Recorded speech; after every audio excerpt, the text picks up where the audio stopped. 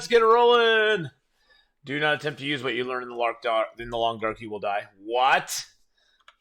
Yeah, don't use what you've learned in the long dark. It's not good, guys. It's not good. You cannot use what you. Yes, and things.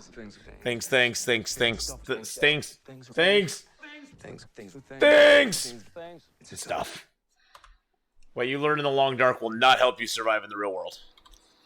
All right, so we are getting back onto our 146-day interloper character who is now in Mountain Town in the Milton Basin.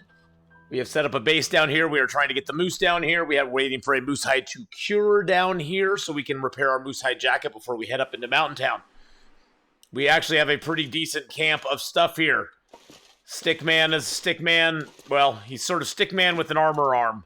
Stickman is alive and well, doing good. Got a little bit of water. We got some birch, some maples curing down here. We got our bearskin bedroll. We actually have all of our stuff ready to go. Our moosehide cloak and our bearskin cloak are in some rather bad disrepair. Everything else is pretty good. I think everything else is pretty decent. Yeah, everything else is pretty good. Hey, don't you worry about my organization here, my friends. My organization is my organization is my organization. We have to have an orderly world. It may be the apocalypse, but that doesn't mean we can't be organized. You know what I'm saying? Just because it's the apocalypse can't mean we can't have order.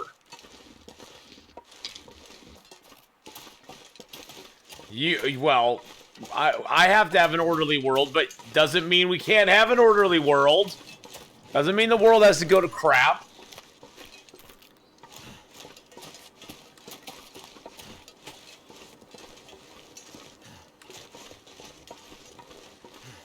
I'd love to see Mr. Moose poke his head up here somewhere.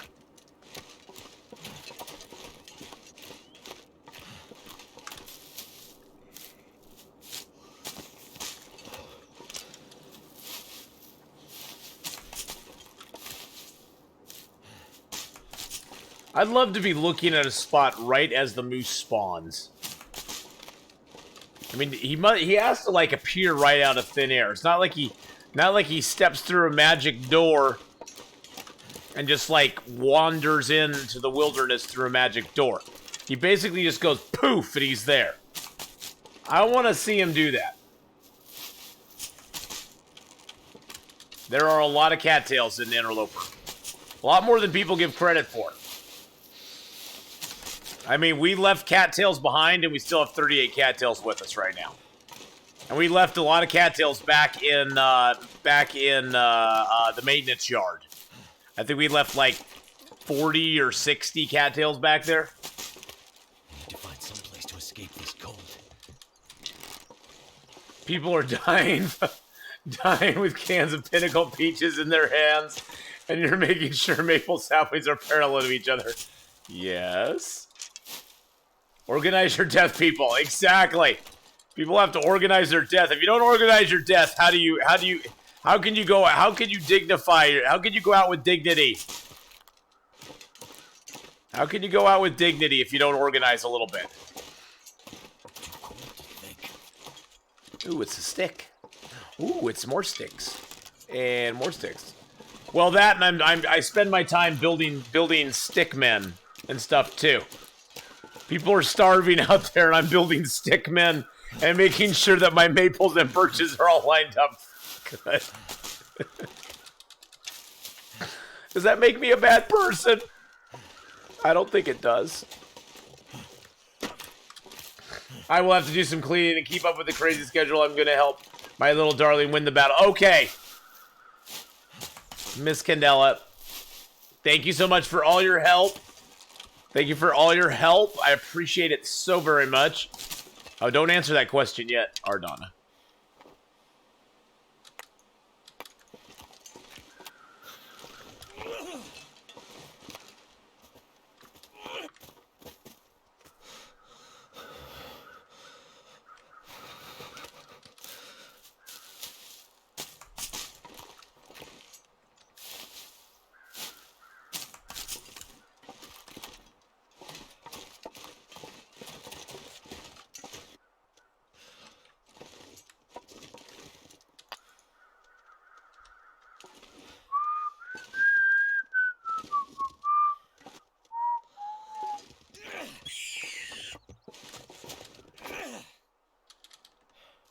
Oh, God.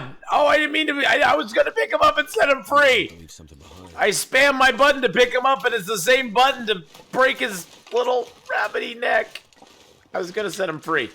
I was going to set him free. I swear I was. I was going to set him free.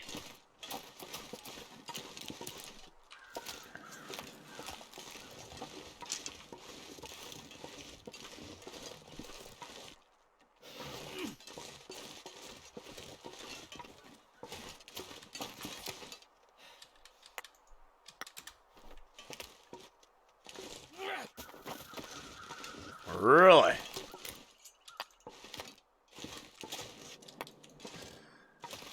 I know.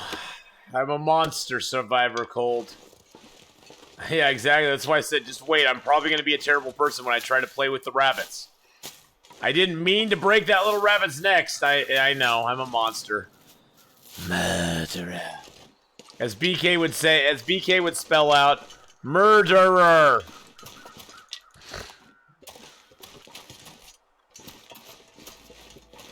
Murderer.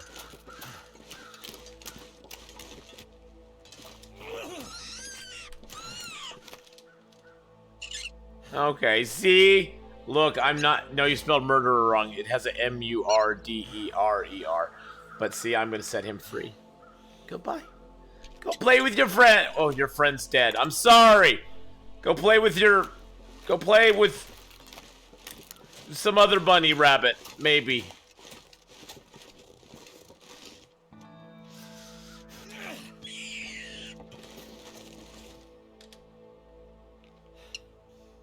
Okay, go play. Go play. I'm sorry I'm giving you brain damage. I know I'm giving you brain damage, but I'm just practicing. I'm practicing shooting, like, hitting them.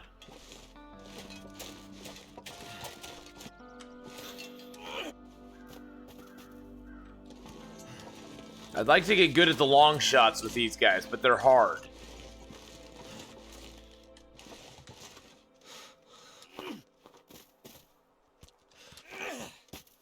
Nope. Go play with a wolf. Go play with a wolf. The wolves will be your friend. It's called practice. Red cap. I thought you were just lurking. It's called practice, my friend. Practice. Practice makes perfect with rabbits. Practice makes perfect with anything in this game. You just gotta practice. You gotta practice your arrow drops. You gotta practice your stuff and your things. How you doing, Red Cap, though? I hope you're having a great day. Jolly Orange with the Devil Kappa. It's the Devil Kappa.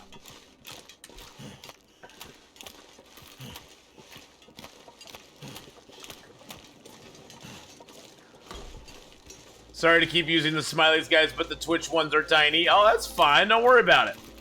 Imagine if millions of rabbits took over the world and throwing rocks at us. How would you feel? I would feel very horrible about it.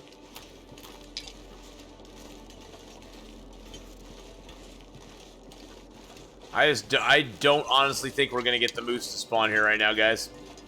I just don't think it's going to happen. I think we have to resolve ourselves to that fact. Go cook up the deer meat we have here. Chill out for a little bit.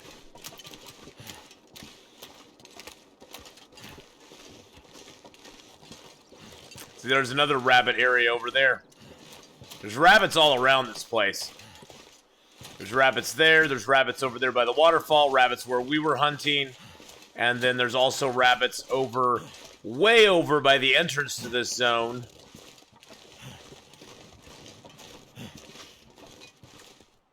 Ugh, I hate that place. Secret tree. Oh, by the way, guys, we found you can build a snow shelter in here. There's a snow shelter spot right there. You can build a snow shelter in here. Build a fire in here. This place is completely 100% protected from the wind. Hey, Stickman. How's it going, buddy?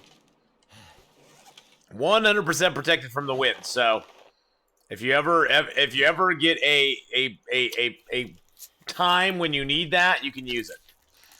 Our knife is slowly but surely wearing down. I need to stop using my knife. Can you stop it?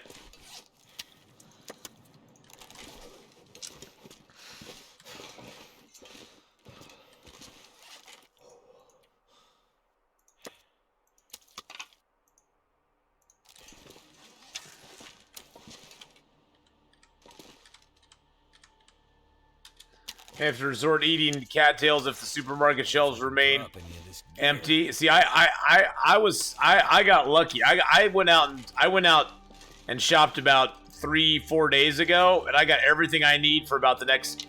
Well, I eat like a bird, so I got everything I need for like the next month, probably. Because honestly, I do kind of eat like a bird. I'm just gonna be honest. I kind of eat like a bird. Okay, so we're in the cold area. Let's see if we can get a Maglin's fire going here. No Maglin's fire. So we'll step over to the warm area.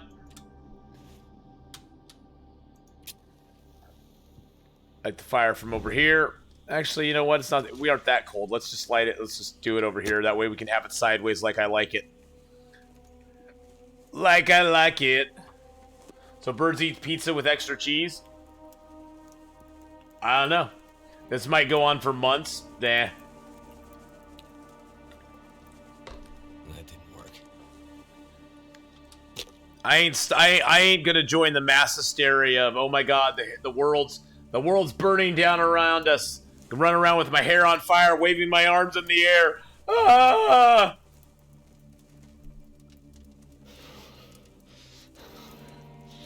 Yeah, you have no sharpening stone, and the rocks in Long Dark are marshmallows.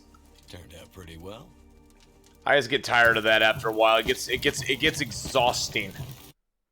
It's exhausting.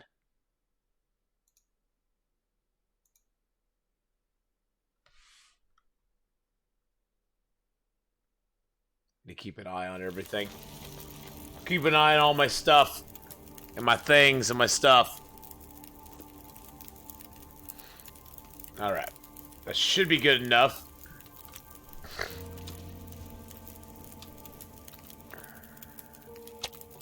Let's get some cooking, some meat cooking here. There we go. Alright. Boom, there we go.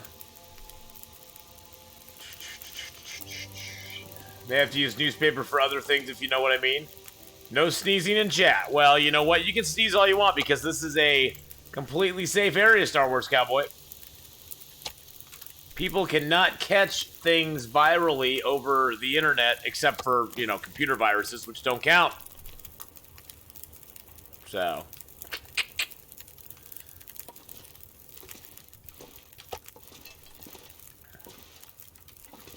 Do I have water over here?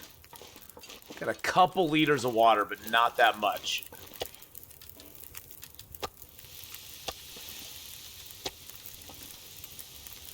Let's start another fire here. We'll have a water fire as well as a food fire.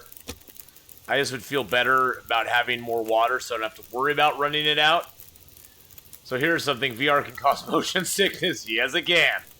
I'm just stubborn. I'm worried about my wife and pets, but I'm not going to spaz, period. Yeah. Yeah, it's just...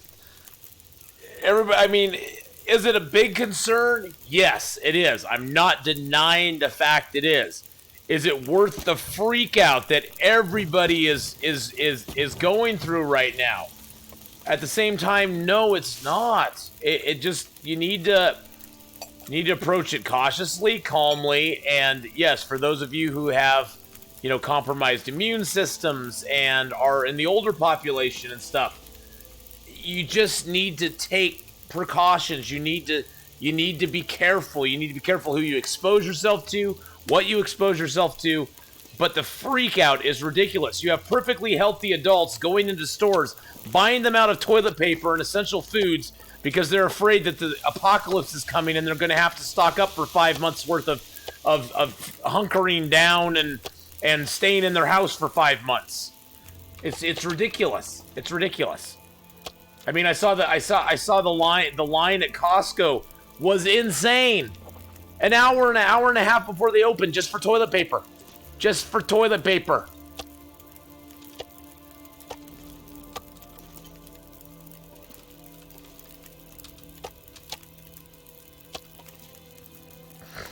Yeah, if you follow the rules of good hygiene, you should be fine. And limit who you come in contact with. I mean, we all know the people in our lives who are prone to be the sick ones, who are prone to be the people that are always sniffling or have a cold.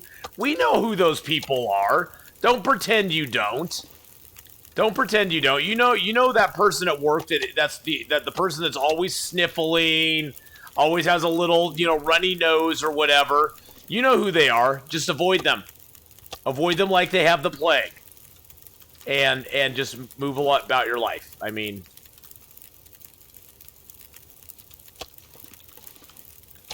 and I think the media is a lot at fault for it as well. The media loves disaster. And the media will report on disaster 24/7 if it can.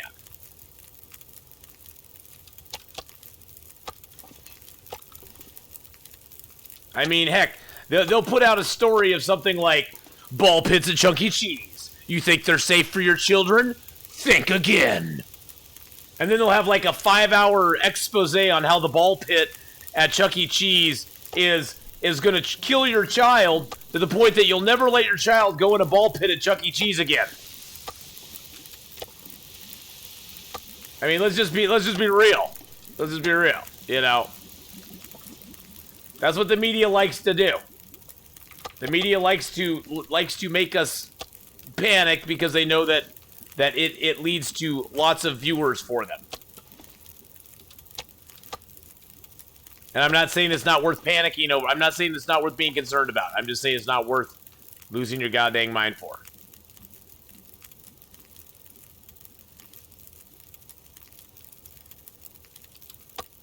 I mean, when I was at Costco the other day on Wednesday, as I was being helped, the clerk I was being helped by had no less than a half dozen people come up. Do you have any hand sanitizer? Do you have baby wipes? Do you have blah, blah, blah? Do you have any toilet paper right now? Are you guys all out of this? Are you guys all out of that? It's like, oh my God. I've never been in a ball pit because if I had, I wouldn't be here, I'd be dead. Oh no.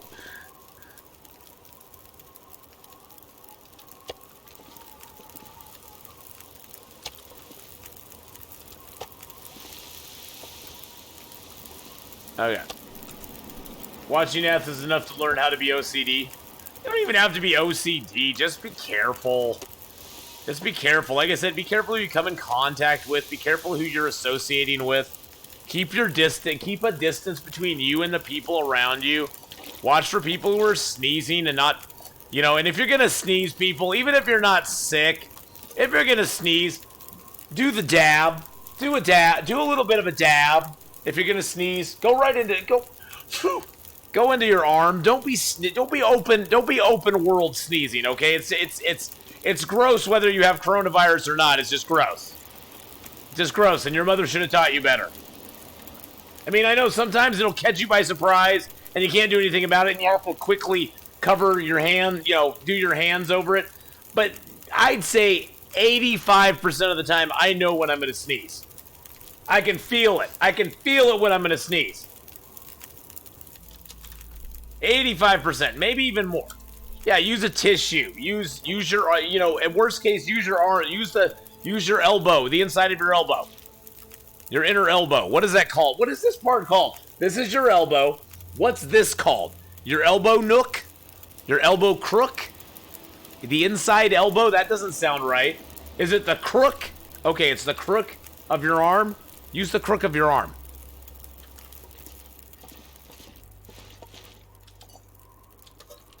It'll save us all a lot of sadness. Your sneezes are usually caused by pulling nose hairs. Well, honestly, mine are too, my friend. So, you're not alone there. you're not alone there, buddy. Honestly, mine are as well. So, whoa! So, sweaty ball. That sentence sounds so wrong.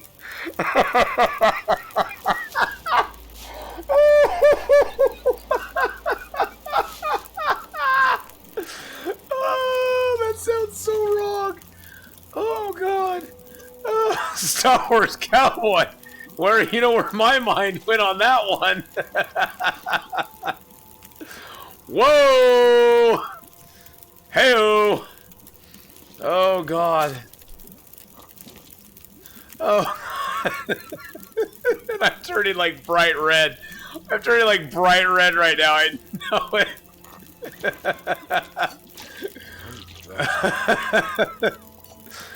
Wow.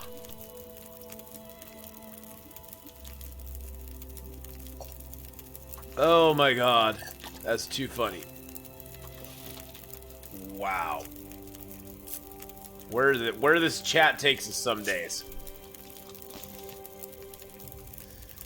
Whew. Woo. Alright. Is that fire going out? Oh, jeez.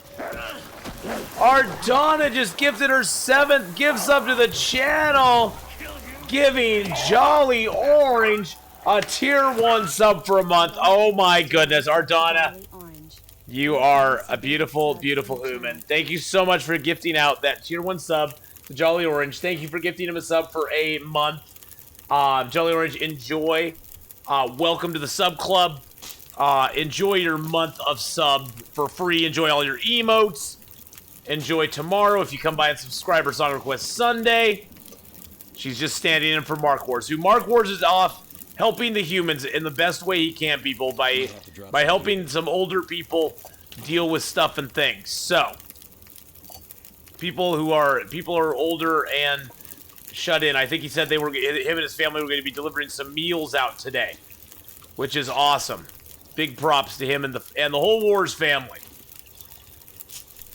for just being awesome.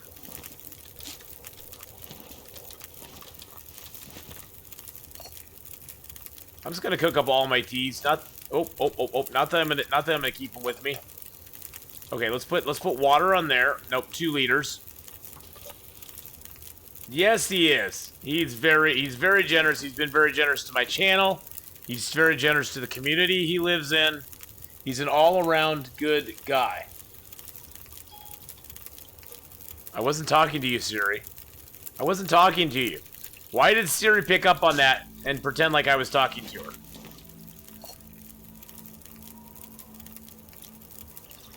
Hey, Legacy of the Sith. How you doing, buddy? How many more of those do I have? Okay, I have no more. No. I have 3 more teas.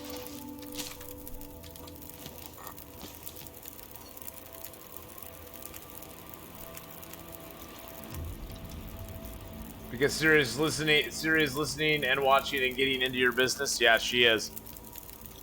Hey, Siri. Are you always listening to me? I respect your privacy and only listen when you're talking to me. You can learn about Apple's approach to privacy on apple.com.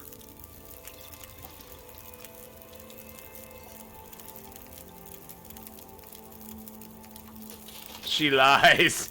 She lies! Lies!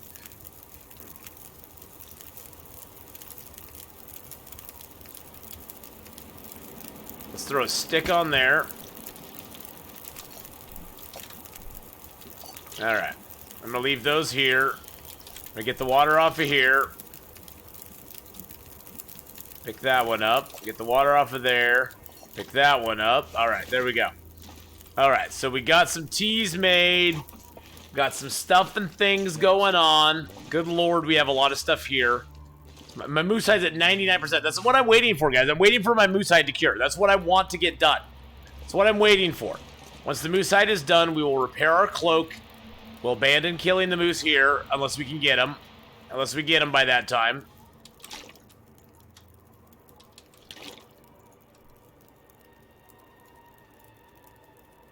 What, I can't place water there? Really?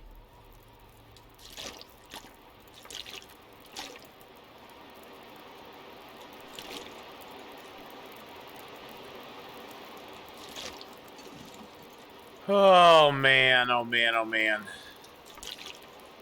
And the audience says, and he lied. And the narrator said, he didn't mean it.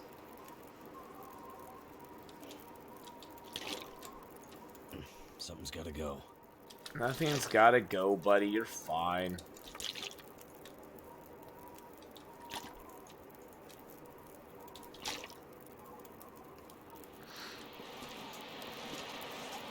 We got the triangle going on. Alright, let's drink down some heavy teas. We got all these big teas to drink down, so let's drink those real quick. 2, 3. That should be enough. There we go. Bam. Boom. Bada-bomb. Good deal. All right. So we got all those done. What time of day is it? Okay, it's almost nighttime. Let's go look for the moose one more time. One more time. Well, the deer respawned quick. Holy crud, there's 3 deer out there. Maybe the moose spawned too. I like to go to this little overlook area here. I sort of call it the moose overlook because it's very good at overlooking the moose.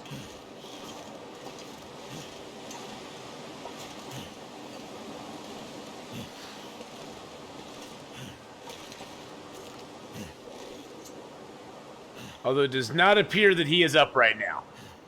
So yeah, we're going to abandon the moose hunt here for the moment.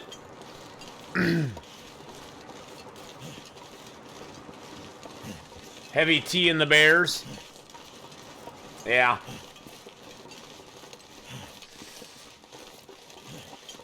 Is it Siri or Siri? Yeah, I think it's S-I-R-I, but I'm not sure. Hey Siri, who is Siri? I'm Siri. But enough about me. How can I help you? No. Hey Siri, are you the real Siri? Hey Siri, are you the real Siri? Or is the Siri from Game of Thrones the real Siri? Or not Game of Thrones, The Witcher. Is there something else? Game of Thrones. Why did I have Game of Thrones on the mic?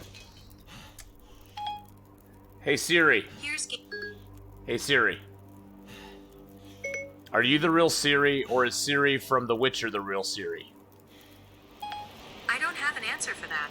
Is there something else I can help Okay. with? Hey Siri. Hey Siri. What is 0 divided by 0? Imagine that you have 0 cookies, and you split them evenly among 0 friends. How many cookies does each person get? See, it doesn't make sense. And Cookie Monster is sad that there are no cookies. And you are sad that you have no friends. I am sad that I have no friends. Boomers and their Alexis. Hey! I am not a boomer, okay? I am a Gen X. Jeez Louise, I am not a boomer, silly goose. I'm not a boomer. Jeez. I take offense at that. Take offense to that. I am not a boomer. I've never been a boomer. My parents were boomers. Now the only boomer I like is the boomer in Battlestar Galactica. BSG, also known as Sharon. There's a reason. Owned by Siri. Yes, I was owned by Siri. Oh, there's our cured moose hide. Beautiful. Let's grab a cured gut. I don't know how many it takes to repair my moose hide cloak. We're gonna repair a moose hide cloak. Boom, baby. Boom. Boom diggity. Look at that right there. Oh, sexy, sexy, sexy. Woo, baby. 23-degree warmth bonus now. Nice. Let's see. Nothing there needs repair. What's our weight? 38.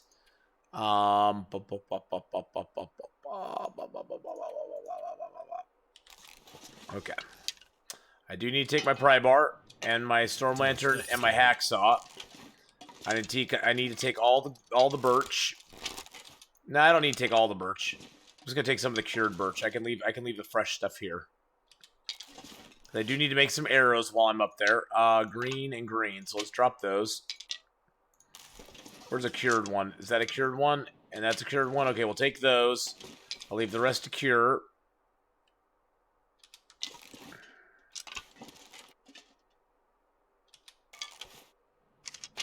I was owned by Siri. Yeah, I probably was owned by Siri. And there's a cured maple there. That Fire Striker is ruined, so that just goes in the garbage. Let's see, cured deer hide. Oh, that doesn't like to be moved. Let's take a couple cured guts. Let's take a couple cured rabbit pelts.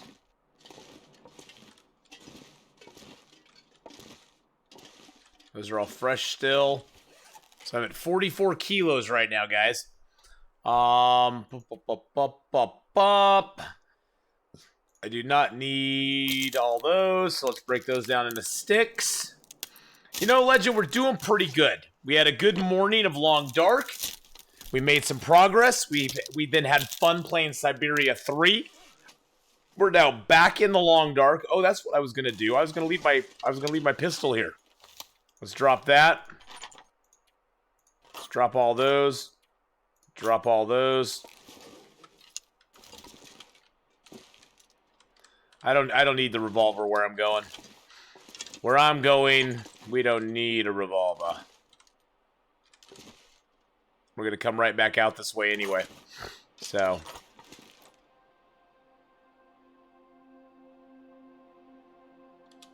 there we go. Beautiful. Looks like a nice little display. We're bad-mouthing the baddies out there buying all the toilet paper. I know. We're bad-mouthing the baddies, all buying the toilet paper up. That's what we're doing.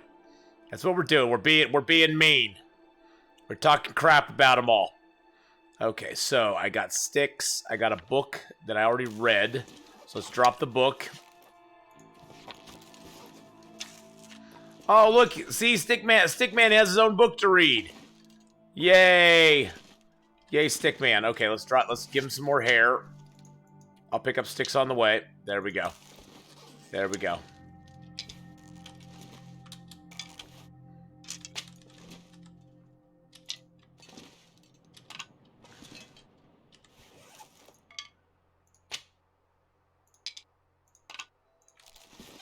There we go. Stickman's looking all happy now. Now watch. After doing all of this prep work, we have 54 cattails on board, so we're good there. Now watch, after doing all this prep work, we're going to go and immediately find the moose outside. Doing okay, still sad. Had my dad's celebration of life last night. It was great, but living and laughing my ass off about stupid Corona stuff. Yeah. I hear you, man. It's always tough, bro. It's always tough. My dad's thing just passed here. 10-year anniversary just passed. 10th of this month. And it was hard. It was hard, bro. I'll leave the crackers here, too. Because crackers don't matter. I know. Crackers don't matter. You've had to explain that one multiple times. I love you guys. I love you guys. Crackers don't matter. They never matter. Crackers don't matter.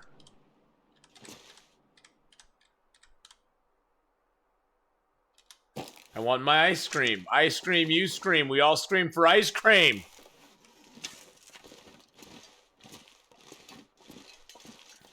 All right, let's go.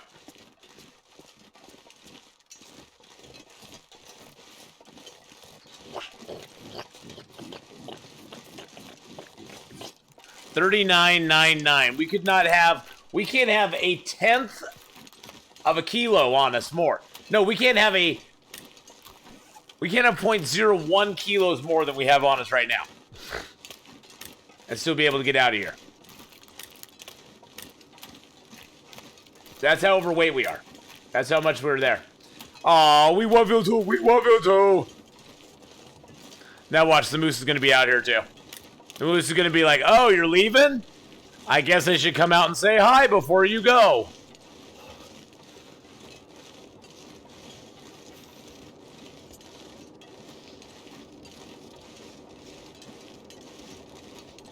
Yes, I can't pick up any sticks, Legend. None.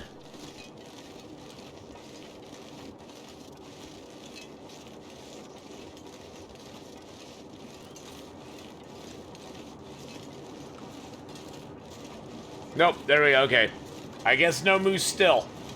I was certain the moose would be like, "Hey, how's it going, Athena? Have a nice day, I hope." Be like, "Damn you, moose! Damn you! Dang you, sticks!" I gotta pick them up and at least collect them, drop them at the bottom of the rope. Dang you, sticks! Dang you! Dang you and your juicy little pointiness. That makes me just want to pick you up.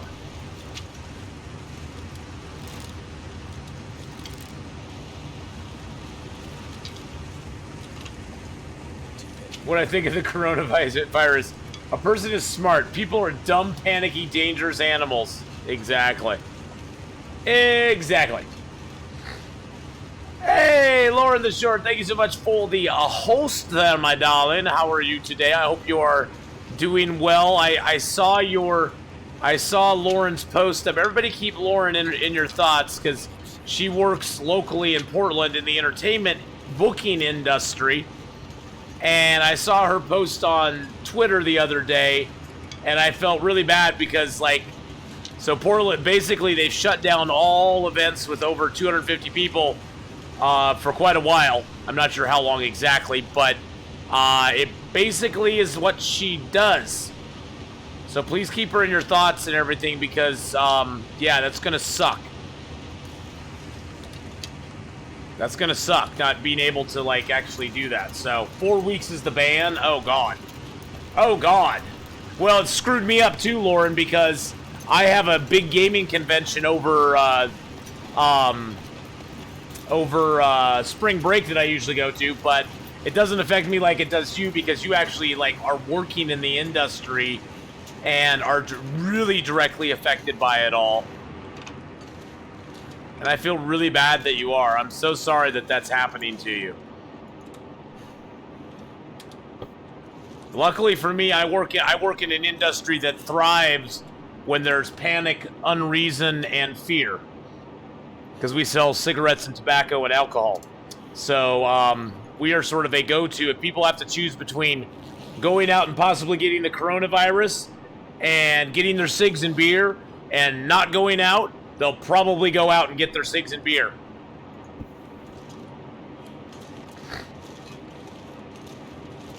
So, yeah. I didn't tell you what. It's proven that keeping people from gathering will slow down the rate of infection, which keeps down the rate of death. Damn, Matthew, didn't tell me. Didn't tell you what? Didn't tell you what? Oh, no, I'm just saying it sucks. I mean, I know there's a consequence. I know it's a necessary thing, Ardonna. I'm just saying it sucks. Hey, you're the man for getting my cigs and beer. I get no discount whatsoever. So, I mean, I'm surprised we haven't been. I'm surprised we haven't sold out more than we have already because everybody knows that cigs and beer are the currency of the apocalypse, guys. I mean, toilet paper is not the currency of the apocalypse. Cigs and beer are the currency of the apocalypse. Come on, let's just be realistic about it. I mean, anybody who's played this war of mine knows that cigarettes are the pennies of the apocalypse. It's okay, really. I have family that's willing to help, and we got food before all of this happened. I fear this it goes past 4 weeks and they extend. Also, all the shows are waiting to pull out of Portland even after. Yeah, I don't think.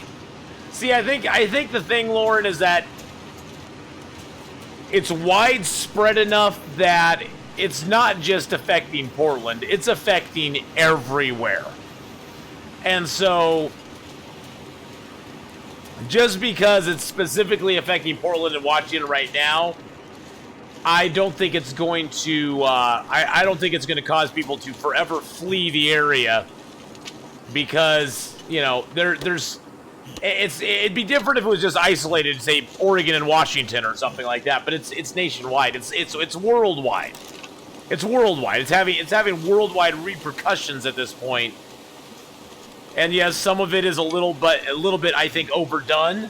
But you know what? It's better to do it and not need it than to need it and not have done it. Which is what I think they're mainly afraid of, is if they don't do enough and people look back on it and go, well, you could have done more, then it's going to be bad. It's a bad situation no matter what. Don't get me wrong. Don't get me wrong. It's a bad situation no matter what. And I feel really bad for everybody involved in the entertainment industries and that sort of stuff. So,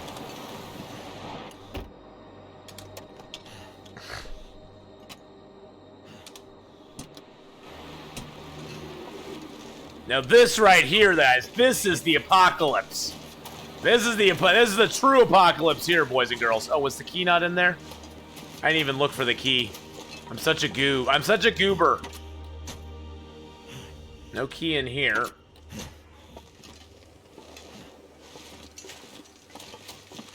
Oh, it'll be on this dude. Give me my key, buddy. We might as well search while we're here.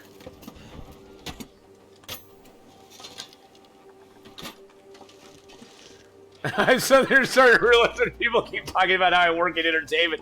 It sounds super wrong. Not that kind of entertainment, please. Hey-o! No, just to clarify, guys. Lauren the Short does not work in that kind of entertainment, okay?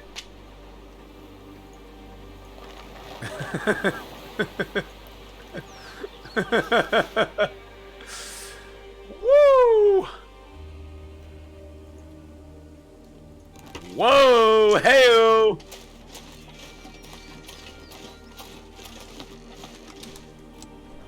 That wasn't the kind of entertainment we were thinking of. Oh, I should go check out back. There's usually a whetstone out back, but we're kind of cold, so let's chill out in here for a minute. Oh, we got more stump remover. Stump remover. I'm gonna take those and throw them in here. All right.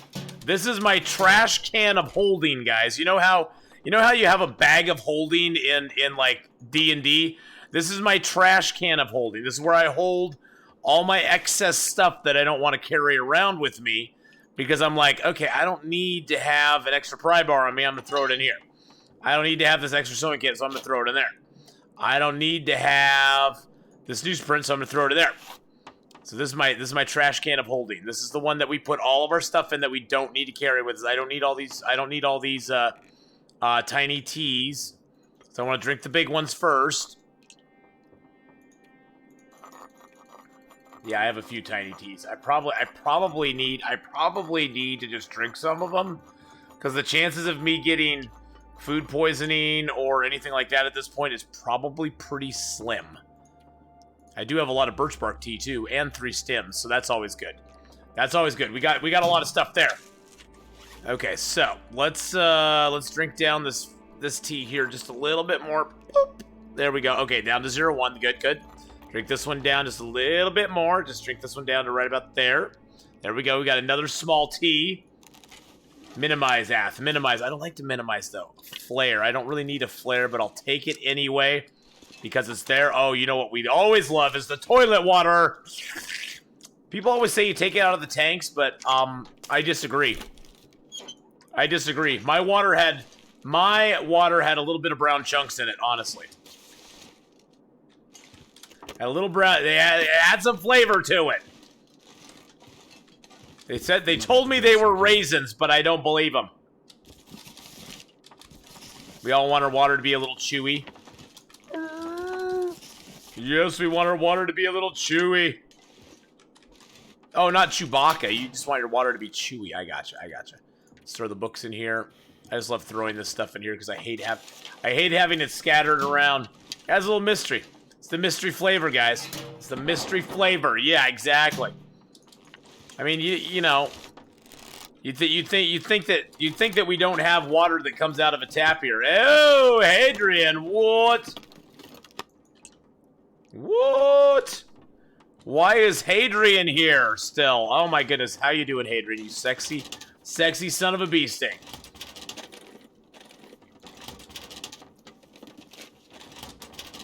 So, are you going to be streaming later on today, Lauren? Or are you just chilling out and having a fine Saturday? Did you enjoy our snow this morning?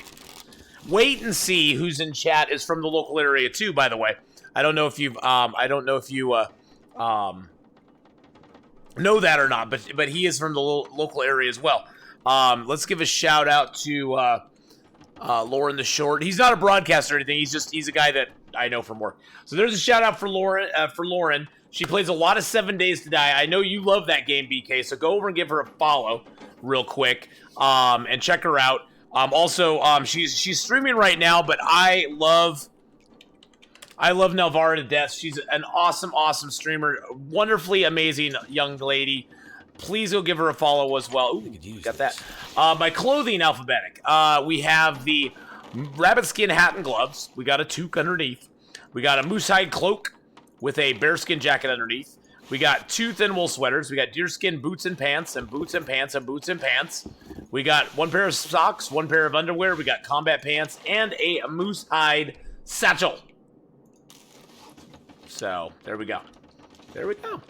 That's what we got. You can cheat on me all you want with Nelvara. I would cheat on me with Nelvara as well.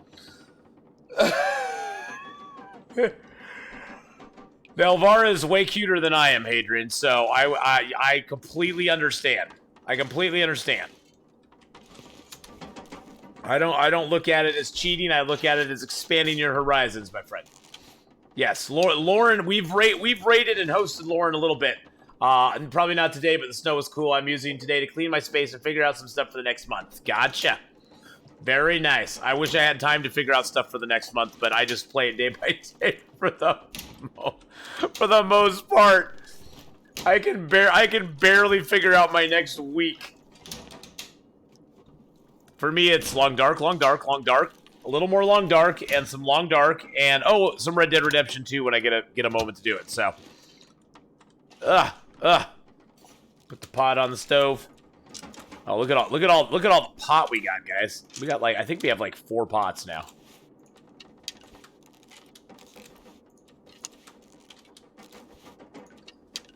We got 4 pots now and a can. Pot hype. Exactly. We're in Oregon. We're in Oregon, so you know we can have pot here. It's fine. Don't worry about it. All right. Oh, look, more crackers, more sodas. Beautiful. Let's check in the fridge. There should be food in the cupboard here, too. Let's check in the garbage can. Garbage can. Nope. There's the food. Some Pinnacle Peaches. That's all we get is Pinnacle Peaches? Really? That's all we got is Pinnacle Peaches. Well, it is kind of late in the game. We're on, day 150, so I guess I can understand. I'll be forgiving this time. We won't be so forgiving next time, though. 420, cook it. 420, blaze it. All right, let's grab all the books.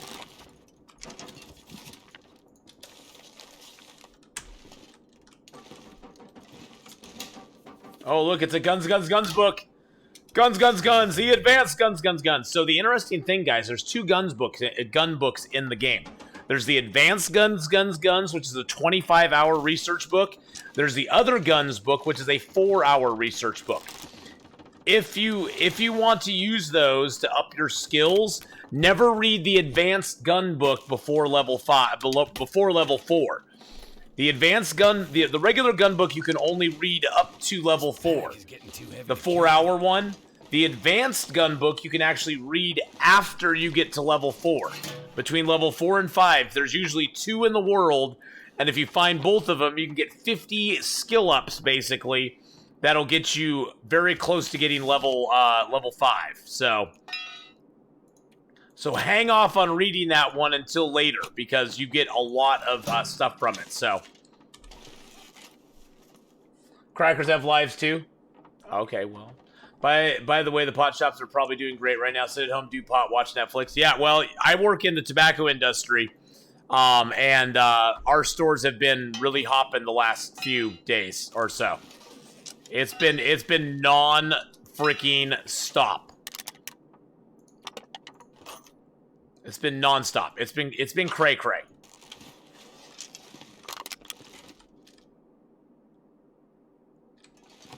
Because we sell tobacco and beer. So.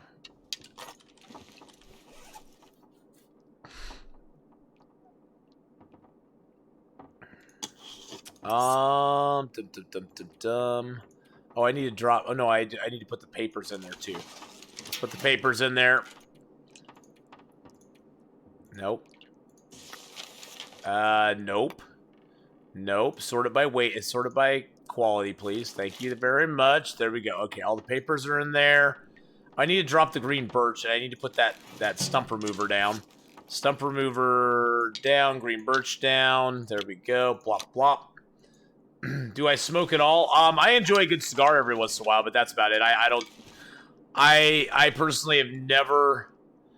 I've personally never chosen to do a drug in my life. It's not like I have a personal I don't have any personal, like, moral thing against it or anything. I just have never... I've never cared to. It's never been something I've been like, ooh, I want to try this.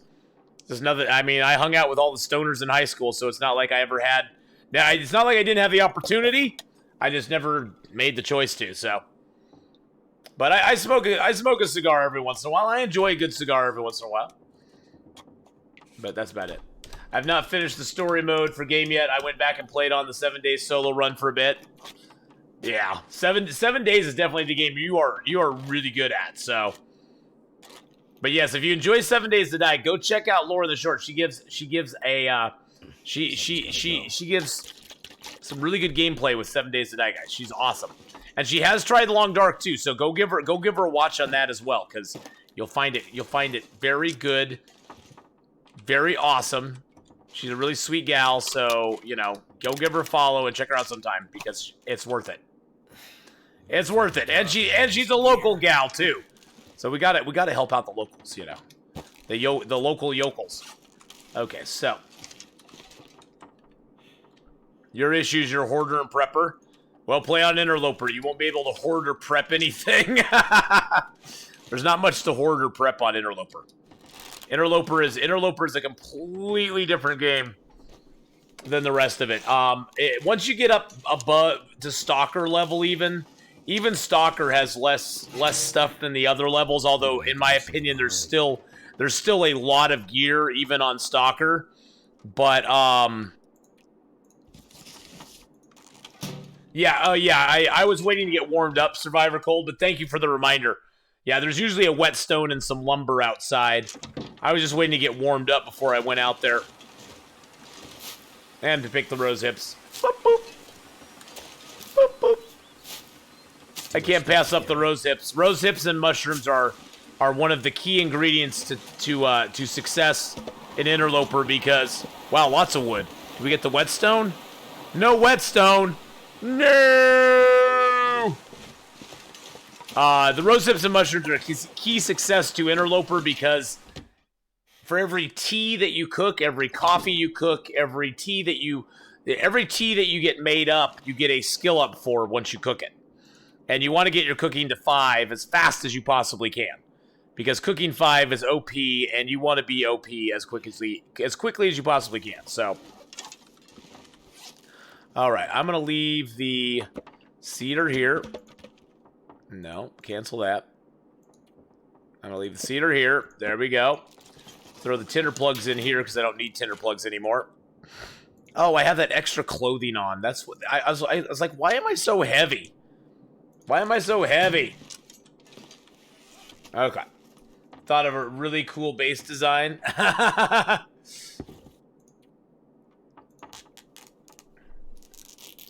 Oh, your 2 questions. Okay. Do you basically just migrate across the entire map as time goes on? You're like you're never really able to establish a permanent base camp, right? I personally never do. I guess the big question is, what are your overall strategies as you go? Do you just use all the resources in the area and then move on, or are you able to just chill?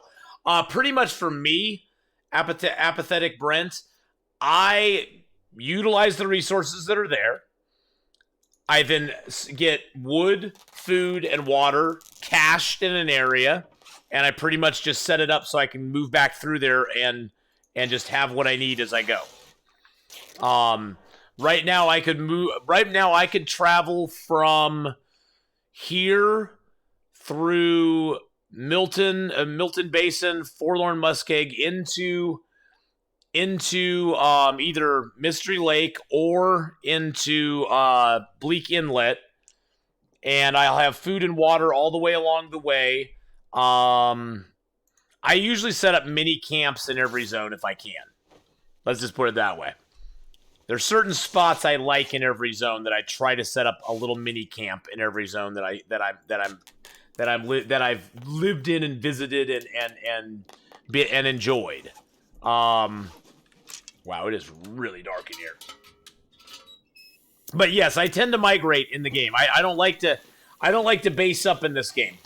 Especially in Interloper, if you base up, you will eventually utilize most of the resources there, and then you'll need to move on. And if you base up too early in the game, you won't be able to find a lot of stuff in the game either. Like, I will probably never find another pair of long underwear, or I may not even find socks at this point, because it's so late in the game, and I spent so much of time in my early game doing things. How do I like Bleak Inlet? Well, Sword and Leaf, now that we found that timber wolves cannot get you in a snow shelter, the trick is to build the snow shelter first, then lure the timber wolves to you, jump in the snow shelter, and then shoot the wolves from the snow shelter.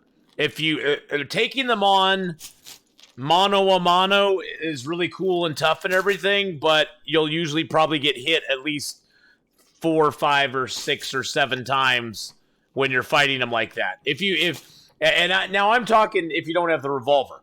Now with the revolver, you can kind of take them on mano a mano because the revolver is pretty quick acting.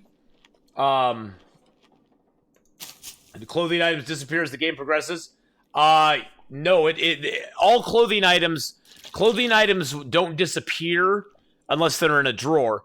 But once you've spawned into the game, Apathetic, everything in the game, food, clothing, anything that has a decay rate starts to slowly decay from whatever it started in the game as. So like say this thin wool sweater spawned into the game at 80% condition. As it sits there and your game goes on, it decays and decays and decays and decays. If it ever gets to 0 and it's inside of a drawer even, no, if it's inside a drawer, it doesn't go poof. It just is 0 because you can always break it down for cloth. But if it gets to 0, you can never repair it back up, so it's basically a piece of scrap cloth at that point. So yeah, everything starts to slowly decay in the game as time moves on, though. So you just got to be, wary of that and go, okay, well, I can't, the more time you waste in the game staying in one place, the more time you will not find things in the game in other places. Now, the decay rate in some difficulty levels is so negligible that you won't really notice a difference because the clothing will never get to 0 for a long time. But as of day 60 in Interloper, most items in the game are going to be gone. Most food items that are inside containers will be gone, because if you put a 0% food item in a container, it goes poof. So if it's a food item in a container, after about day 60 to 70, somewhere between those two dates, it's gone boof. It's gone. You'll find a few pieces of 0% food laying outside, but that's going to be about it. Most of your clothing between day 60 and 100 is going to be approaching the 0% mark at that point. It's going to be in pretty bad shape. So just got to keep that in mind. That's one reason to move around a lot in Interloper, is so that you can find that clothing and that stuff early in the game.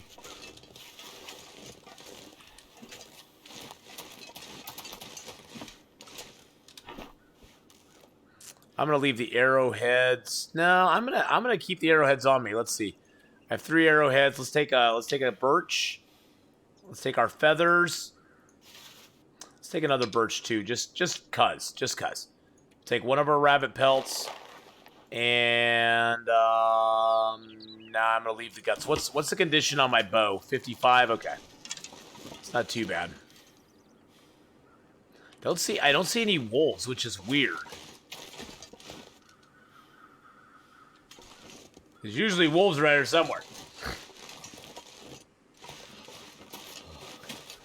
The thing I can tell you with wolves is just practice. The best thing you can do at this point, if you run into one, is quickly light a fire, and the wolf won't attack you. The wolf won't attack over a fire most of the time. Wolves in the early game, you just try it. Avoidance is the best strategy for wolves early in the game. There's not much you can do other than avoid them. There's a wolf right over there behind that tree, I think. Yep. See if we can run this deer into him.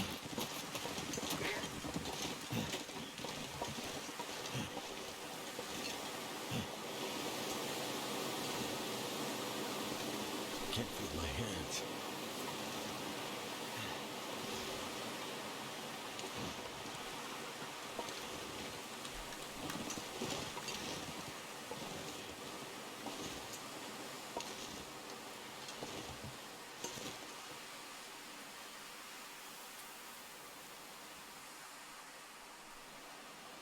And if you crouch, the wolves have less chance to see you. If you're standing up, the wolves will see you most of the time, like that wolf just saw me there. That's okay.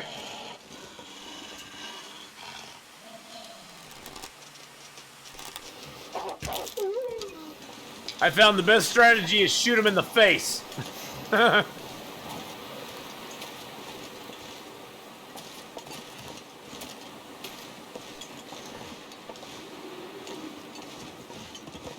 The stupid bouncing deer are annoying now. Deer are not rabbits.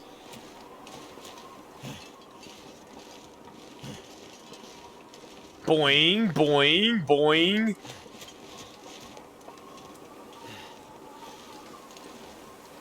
All right.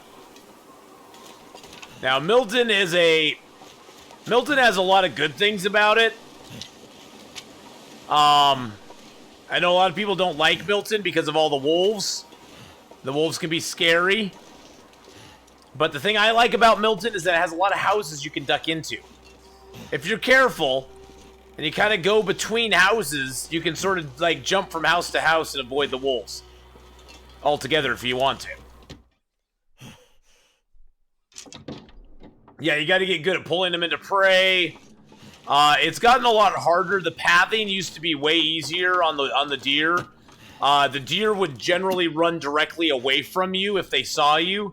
Now sometimes they'll run at you or run sideways to you. The deer don't make a lot of sense anymore. You used to be able to herd the deer right towards the wolves and give the wolves a nice meal. But, not much any longer, no. It doesn't quite work that way. We're just going to sleep for an hour. Get ourselves warmed back up.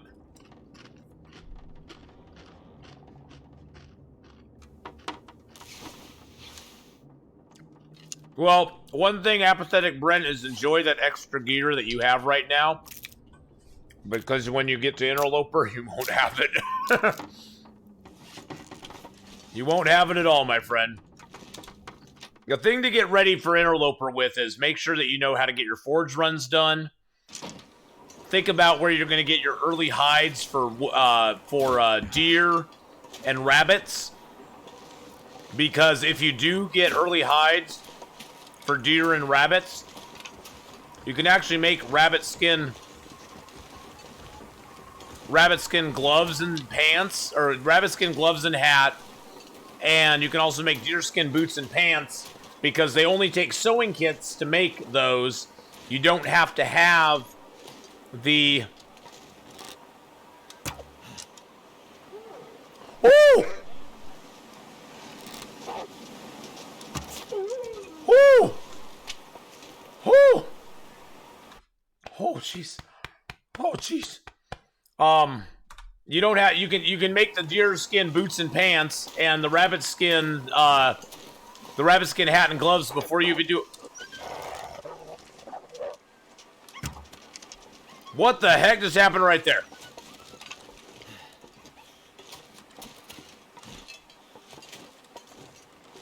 Jeez Louise. Well, we got the long shot on this dude. That was nice. Come on down. You're the next contestant on Who Gets to Eat Athenon.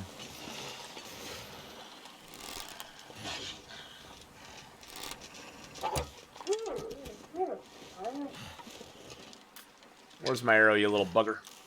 All right.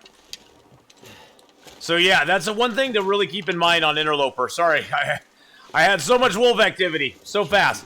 But definitely keep that in mind. you know, that you can make those items early in the game, because really finding good pants is really tough in Interloper. The only human-made pants options you have are jeans and combat pants. Those are the only two. And combat pants are not super common in Interloper. There's usually 1 to 3 pairs out in the world that you can find. So you have to get the deerskin pants going at some point. Boots. Interloper boots aren't bad. You can get work boots and combat boots, which are both pretty warm. In my opinion, the combat boots are really good just because they have the extra protection. But the work boots are really good too because they're a 2-2 warmth windproof bonus. But deerskin boots are even way better. So deerskin boots you definitely want to get going too. The thing I like about Interloper is that there is not a piece of man-made clothing that is better than the clothing you're going to craft. There's nothing better than the clothing you're going to craft in Interloper. Which I wish that overall they would have better crafting stuff. Like, crafted clothing would always be the best, but it's not. And that's why I think a lot of people, when they get to Interloper, have trouble because they're so used to finding expedition parkas and snow pants and mucklucks and everything, you know, everything that's so amazing in Stalker and Pilgrim and Voyager.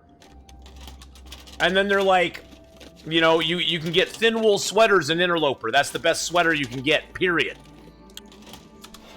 You know, it's like, it's a completely different thing. Oh, look, we got another small arms book. Nice. Trail boots are nice because of not much sprint reduction, but honestly, in Interloper, I want warmth, warmth, warmth, warmth, warmth. Sprinting is not... Sprint reduction, I struggle, and that's the thing is trail boots are a full degree less in warmth than the work boots. That's why I like the work boots so much. But, you know, it's all a matter of opinion. It's all a matter of what you feel comfortable playing with. Some people want to have that extra sprint. And boots and pants and boots and pants and boots and pants. Do you then try to kill the wolf while they're stationary eating deer? Yes, I do. Yes, I do try to kill them while they're stationary eating the deer. Then you get what I call a twofer. You get to harvest the deer up, and you get to build one fire, harvest the deer, harvest the wolf, and you're good to go for a while on meats.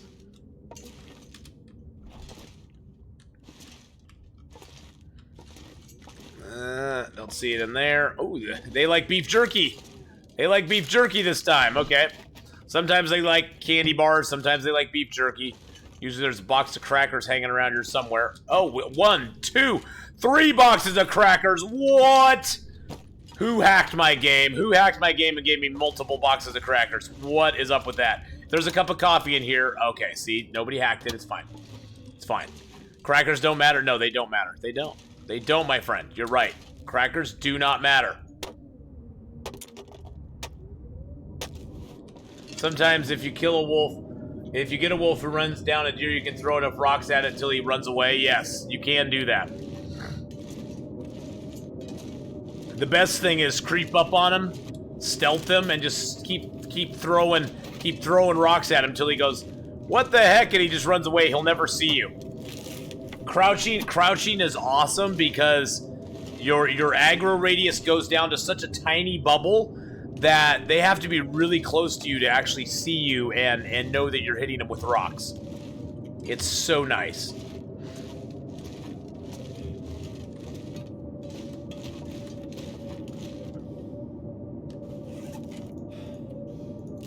See, we have 0% candy bars. We can just eat those because we have cooking 5.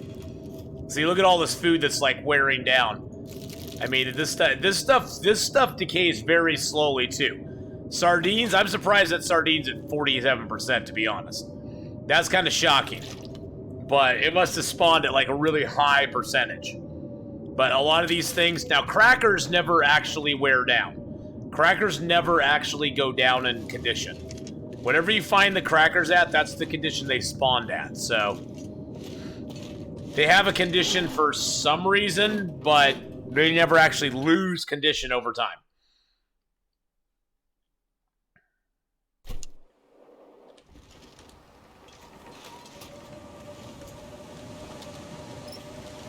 Ah, no battery. I can't believe we found a battery in the truck in Milton Basin that has a broken hood that you can't open, and you can't reach the battery. That is so frustrating. Boink, boink. Never got anything out of a visor. Yeah, Legacy. There was a battery you could look through the side of the car where the hood was broken, and we saw the battery in there, but we couldn't get to it. It was like, nope.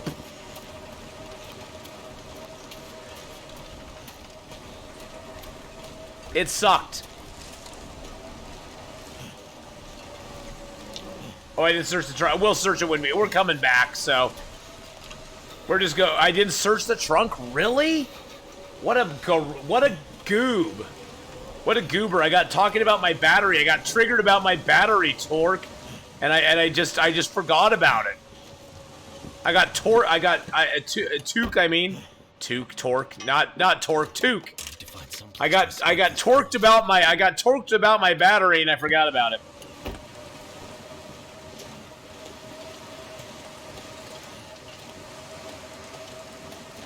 Got torqued about my lost battery. Man, oh man. It's sort of like my lost bear hide. Remember in Desolation Point on this run? I lost a bear hide falling through the floor that I could never recover. I could see it, but I couldn't reach it. Who the heck is Torque? Torque 140. He's a viewer. He's a viewer of the channel.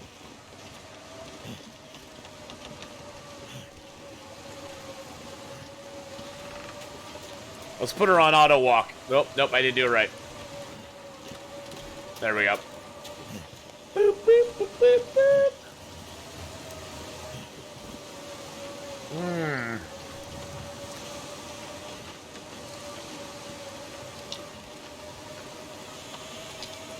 You know why I hate Doritos, guys? It should be warm in here, okay. I hate Doritos because the only way they sell their spicy sweet chili Doritos is in a bag that is in a 9 3/4 ounce bag. 9 3/4 ounce bag. So the auto walk is not a function of the game. Ooh, trail boots. Auto walk is something that we accidentally discovered. If you're playing on PC, then you have the Steam overlay enabled. You push down on your forward walk button. So as you're pushing down your forward walk button, you hit Shift Tab, which pulls up the Steam overlay. You then hit Shift Tab again, and now you're auto walking.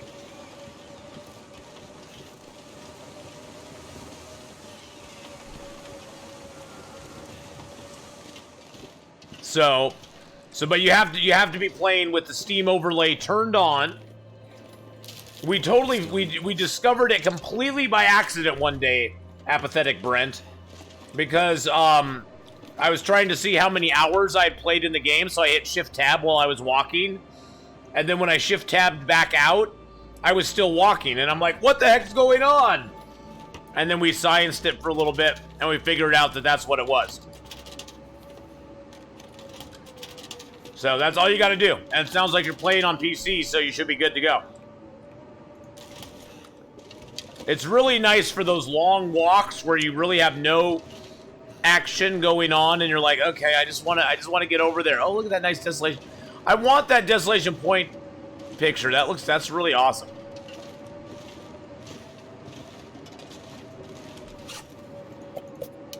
Let's drink our soda. I could pour them into a bowl. I don't want to pour them in a bowl. Then I'll even be more tempted to eat them all. This way I can feel good. I can feel justified about doing this, and then put like a pen clip over it, so that it holds them closed.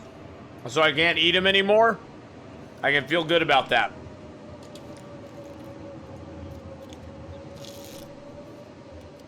At least they fixed the temperature in this place. It used to be that it was super, super, super cold. It's never really warm in here. I mean, it's -9 air temperature in here. But it used to be like this place was outdoors. It used to be this place had no warmth protection whatsoever. Well, the fingernail clips in the W key do work. You can do that, my friend. I'm not saying it doesn't. But the auto walk feature is kind of nice. And then the way you turn it off is if you're auto walking, if you do that, if you hit the shift tab while you're holding your W key down, if you hold the W key down, for me it's the forward arrow key, but if you're holding the W key down and walking, then if you hit the shift, all you have to do to get out of it is just hold your W, is just push the W key down again. So we're auto walking, and all I have to do is hit the forward key again, and we stop. So there's the overlay on, overlay off. Here, I'll go full screen for you for a second. So I'm walking. There's my overlay on, overlay off, and we can just sort of continue and walking. So that's the easy way to do it. And it works really good. It's really nice in situations like this. And the thing is, you can even do activities while you're, like, I can draw my bow, and I can just continue auto walking. So you can draw your bow, you can pick up sticks. Of course, if you walk by it, you have to turn around. But if you're quick enough, you can just pick up a stick and keep on walking. So, and you can sprint if you have sprint available. You can sprint while you have auto walk on, which is nice. So, it's not a feature of the game. It's just something we found. I know they do, my friend. We got to get inside the snowy fort here. Oh, can we not go that way? Really? Really? We're going to go all the way around.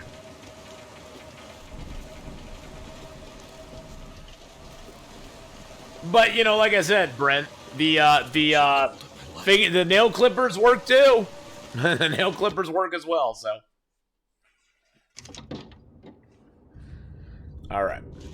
Bop, bop, bop, bop, bop, bop, hooray. All right, let's read our book.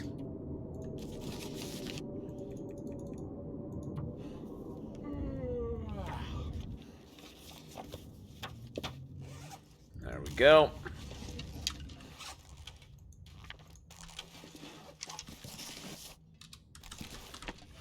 All right, so that got rid of some time, energy for us. Okay, let's eat let's eat that.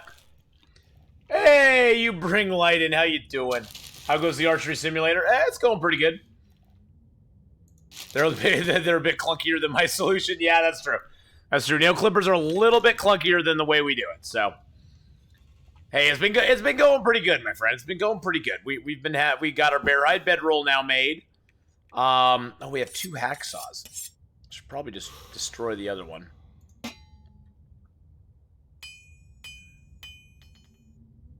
Dink. That made it easy. We don't need the can.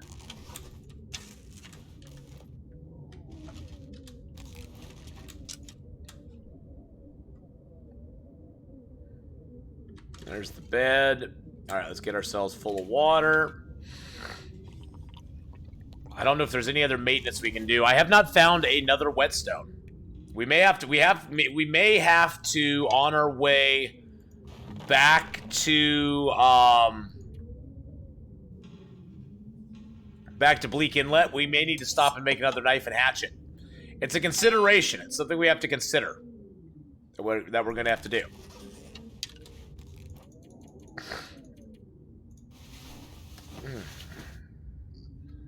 Oh, yeah, you can, the only bedroll you can make in the game takes 2 bear hides and, like, 6 guts, I think.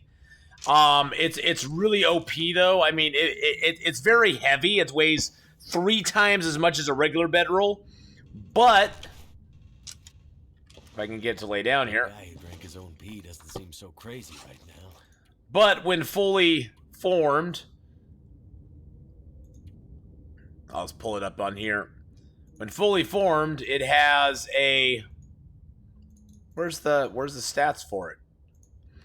It has a 12-degree warmth bonus when it's at 100%. So sleeping in a bearskin bedroll gives you plus 12 degrees, which is majorly awesome. I wanted to put it down just to see where mine's at 90%. You could also use it as a flashlight too. Okay, there we go.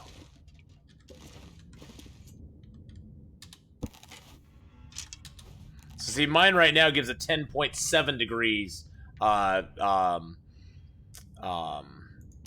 warmth bonus, but it's a little worn. Oh, jeez, it's a little worn down right now.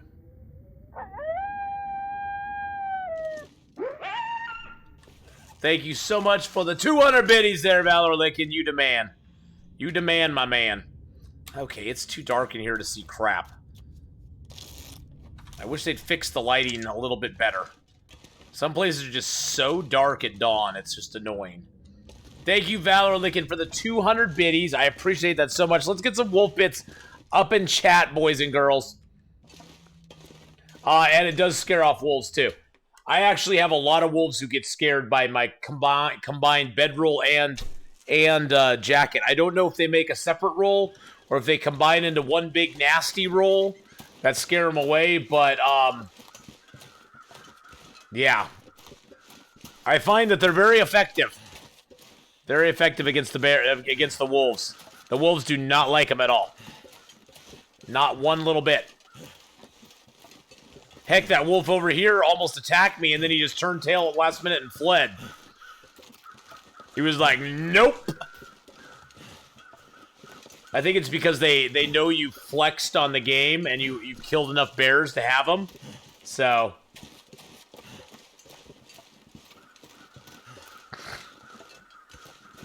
yeah, they've, you know, Sword and Leaf, they've been tweaking lighting on this game forever. And some of the tweaks have been good, some of the tweaks have been bad, and I forgot to do something back here. I forgot to do something. I forgot to search the trunk, guys. I said we would, and I totally forgot to do it. It's probably not going to have anything in it, but we're going to go check anyway. Yeah, the discrepancy between light outside and light inside has always been annoying. There's certain places in the game, the barn in Pleasant Valley, for one, the lighting has always been off in there. The lighting has always been off, and it's just always been awful in the barn. And I don't know why. I wish they'd fix the lighting in the barn.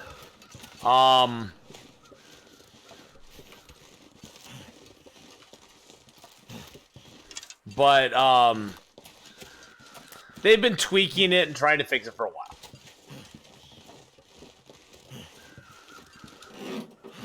Honestly, makes you wish you could wash the windows. I know. Be nice if we could wash the windows, wouldn't it?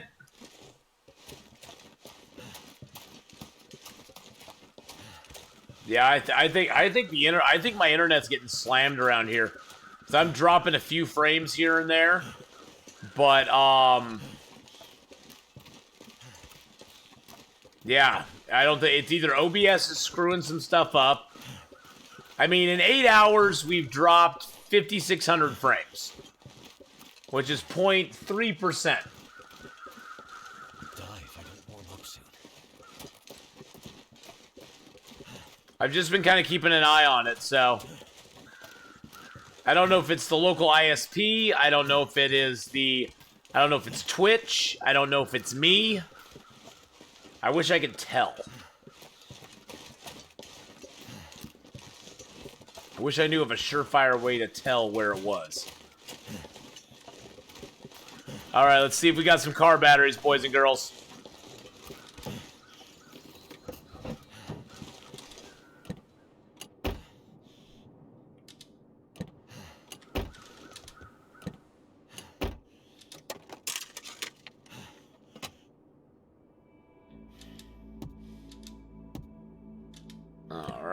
nothing there. Oh, of course, this is a broken one, so it's probably got a battery in there.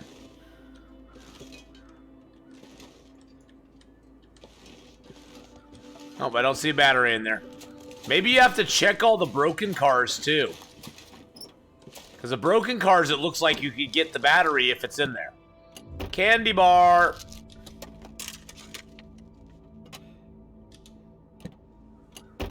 I wish I could look behind me in the car seat. I wish I could look behind me. I mean, sometimes if you get in the car this way, it'll glitch you into a reverse position where you can see out of the back of the car, but it's a glitch. The moment you turn around to the front, you can't turn back again.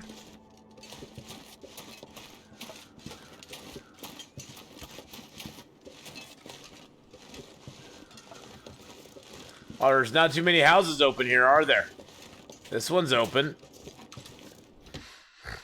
Are batteries used for crafting ammo? Yes, they are used for crafting ammo. You have to have a hacksaw, and you break down the battery, and it gives you 6 pieces of lead that you can then use to craft ammo with.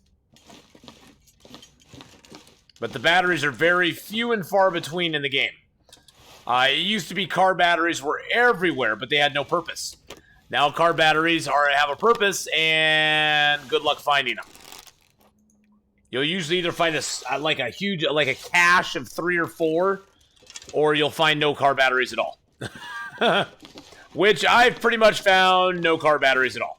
I found 1 car battery in Broken Railroad in the last car that I even looked at. Ooh. What have we here? Ooh.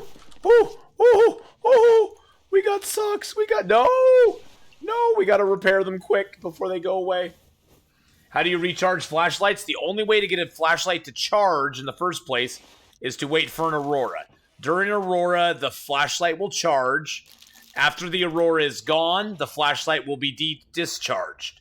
I personally always held to the fact that if the aurora charges the flashlight, sure, the battery should wear down over time, but to have it completely just turn off once the aurora is gone makes no sense, since it would make sense if the aurora powered the flashlight the entire time the aurora was going. But the way it works is the aurora powers the flashlight, and then as you use the flashlight, the battery slowly wears down to 0. So if you use the flashlight, completely during an aurora, you just keep using it, it'll eventually run out of charge. And it won't be recharged till the next aurora.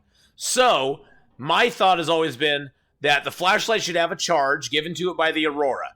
How you use that charge is up to you. If you save it for 2 days after the aurora, the charge will maybe go down, say, 10% each day after the aurora is done. So in 10 days, the charge would be gone if you didn't use the flashlight at all. But if you use the flashlight, then it should, you know what I'm saying? It should have a charge that lasts for a period of time after the aurora gives it the initial oomph.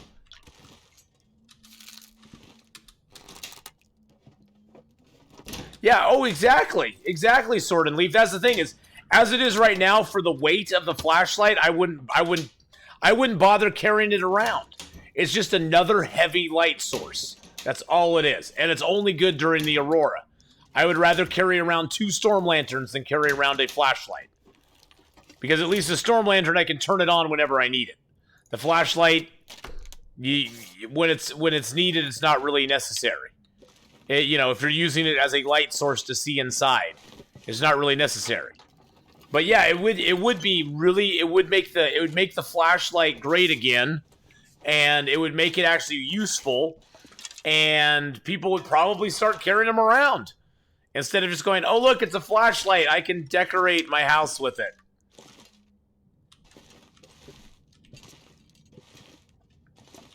They've added some really nice stuff to the game. I think in some ways, some things just need to be tweaked just a little bit, and they could be really cool to use over and over again. I personally would probably still not choose to use the flashlight because I just don't really like the flashlight, but if I had no other light source available to me, I'd use it.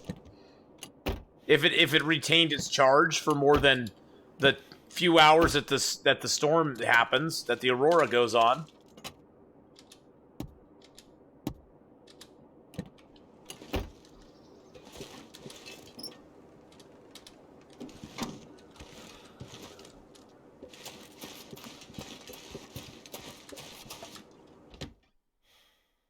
All right, let's get inside here. Isn't the aurora basically an EMP? So anything more complicated than a light switch is fried. I think the aurora is the after effects of the EMP. The aurora is the visual chaos that is continuing on after because like the EMP is what brought everything down in the first place. It was basically one giant electromagnetic storm, EMP, whatever you want to call it, that took everything down. And I think the aurora is just the visual representation of the aftermath of all that happening. I'm not saying that is what it is, but that's my interpretation of it. It could be wrong. It could be wrong. How often do they develop the game? Apathetic, they update the game about twice a year. That's sort of been their pattern. I'm not guaranteeing that's what they're going to do as going forward, but usually there's some sort of minor or major update like June, July-ish, and then for the last few years they've released 4 Days of Night, which is their Halloween long dark that you can play. They've done 4 Days of Night at Halloween. They didn't change it this last year because they were busy getting Chapter 3 done. But they usually release then around Christmas time before they go on Christmas break. They'll usually put out a release of some sort of update. And the last couple of years it's been story. So it's about twice a year has been the pattern. But like I said, that's not guaranteed to be always the pattern. It's not guaranteed going forward they're going to do it that way or not do it that way. But that's just sort of been what they've done the last few years that I've been involved with the game. So... But, I mean, the nice thing is that once you own the game, you know, all the updates are yours. I mean, they don't charge for DLCs. I mean, even though I personally would probably be more than happy to pay for a DLC, they don't charge for DLCs or anything like that. Everything in the game is free at that point. So you get all the updates for the story mode. You get all the which you should because you bought the game. But you also get updates for sandbox mode, which... Personally, I find more exciting getting the updates for sandbox mode. And the updates for sandbox mode, honestly, are something they could charge for if they really wanted to down the road. After they finish all the story and stuff, if they wanted to come out and say, hey, we're willing to work on and release another 3 zones for sandbox. If you pay us $9.99 to get 3 extra zones for sandbox, I would frickin' be in it just like that. I would pay money for it easily. So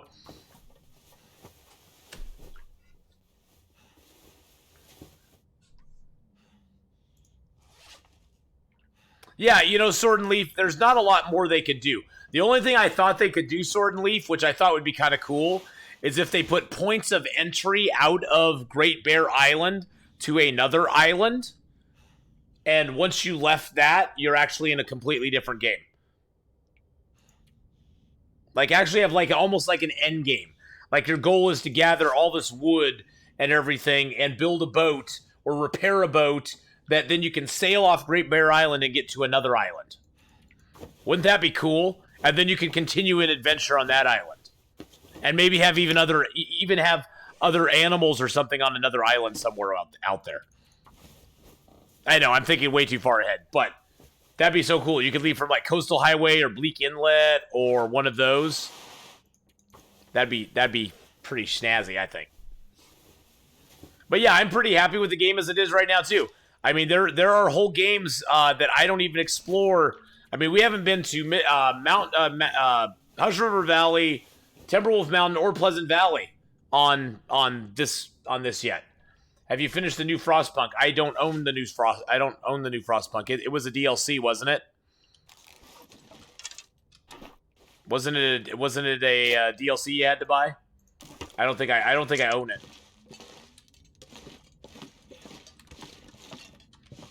Oh no, no, it's fine. I'll get it at some point. I just never bought it. So I just never bought it because I mean, Frostpunk is a fun game, but it's very limited in some ways to me.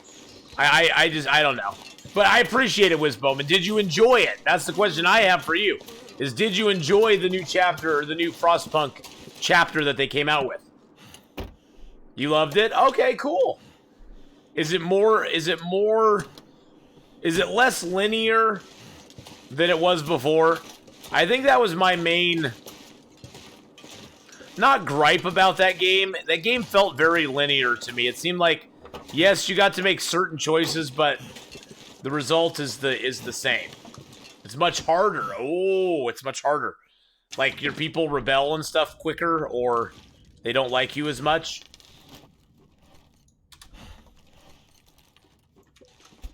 Believe me, I enjoyed Frostpunk for the while that I played it. It was pretty fun. It's not my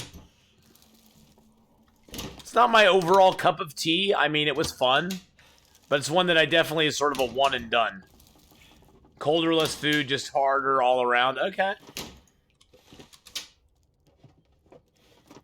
Is it food or... Soup's exactly what you want. Exactly. Who complains about soup when it's cold? You enjoy the challenge? Yeah.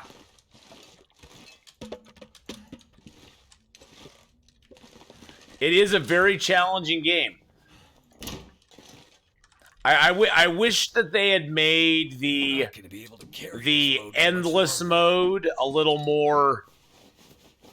I don't know. It's hard with a game like that to have an endless mode in it, I think. The game is very story-driven, based on certain events happening at certain times.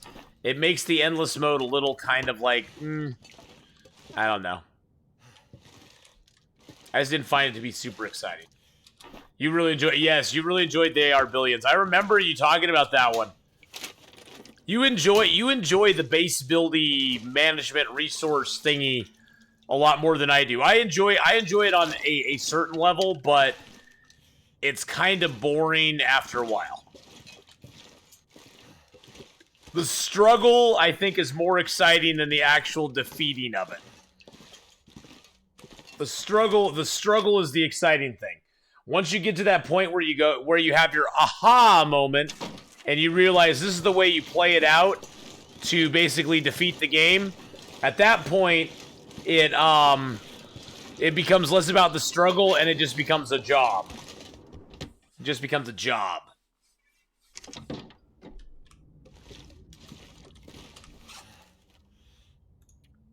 I'm going to leave that here. I'm going to leave those here and that here. That way we can carry a few more things with us. Oh, we are so heavy now, too. Yay! New Ark expansion was awesome, too. Yeah, I never really got into Ark. I enjoyed it. It's not a bad game. I mean, it's kind of cool, but it's definitely one that I wish I could just play solo on. I wish I could just solo it and give it a try and see how it goes without having people up in my grill. Scruff Cool Smith, how you doing, my friend? I want to say Scruff McGruff. That's what I wanted to say. Scruff McGruff. But you have your own private server on that too. See, I don't even know how to do servers or anything like that. I need something like that, but I don't know how to do that or anything. My experience, no big deal. I'm playing solo for the most part of New Ark. Mags plays a couple hours with me. But you have your own server too, right? You got that all on lockdown. I wonder if I take this toaster out, can I open this microwave? Oh man, that would be so cool if you could open the microwave after taking that out.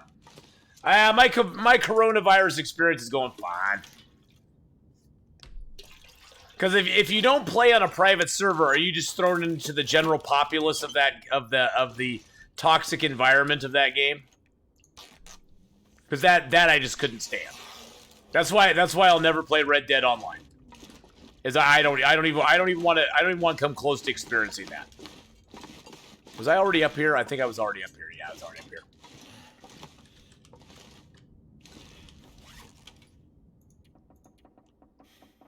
It'd be so nice. It'd be so nice if people had like impulse control and could just not be jerks on public servers.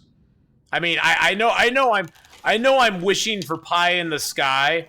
Wouldn't it be nice if people on public servers just could stop being jerks to each other for like 5 minutes and just enjoy the game and have fun without being a bunch of trolls? I would drink almost anything about now. I know it's a lot to ask. I know.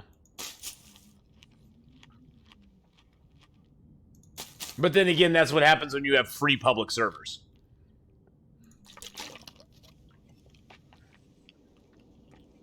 I mean, that's the thing. I think it harkens back to my EverQuest days, where the thing I liked about EverQuest is that, yes, the servers were public, but everybody on there was paying a subscription fee every month to play the game.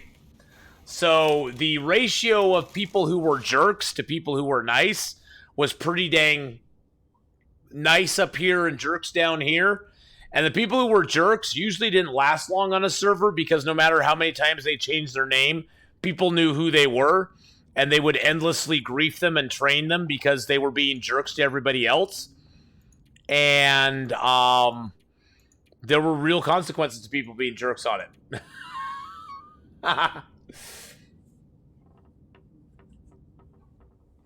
That's why I tend to like games that are purely focused on PvP or purely single player. In Archon public servers, you have to deal with huge clans doing what they want and exploiters. Yeah. Yeah, that's what I would not want to deal with. Not want to deal with that. Hey, McDaniels, how you doing, buddy? Oh yeah, PvP servers in EverQuest were quite a thing. I mean, that's why they had player versus player servers. That was quite the thing. But, you know, a lot of it too on like regular servers on EverQuest, you know, for like certain mobs that were, you know, on 36, 48 hour timers, there were gentlemen agreements between clans or between guilds that, hey, it's your turn to take this mob down. We'll take it down 4 days from now when it comes up. And people pretty much stuck to those agreements. And when they didn't, bad things happened. People were blacklisted. And, you know, it wasn't kosher. But, you know, people actually had to work together and be friendly to each other. I used to have Evercrack. Now I have Long Dark Crack. Exactly. Whoa! Let's not talk about my Long Dark Crack. My Long Dark Crack. Yeah, I never played PvP. I always liked the PvE myself. But see, for me, EverQuest was always about grouping with my buds and just going out and doing stuff. We didn't even have to be doing anything. We could just be running around, being silly, and having fun. It wasn't so much what we were doing, it was just having fun with each other, so. Okay, well, let's see. Let's just pass time here for a little bit until the sun comes out. Ooh, it's getting cold out there. But at least the sun's coming up now. Okay, there we go. Alright. At least we'll have a safe journey over to Grandmother's house from here. We won't have to worry about it too much.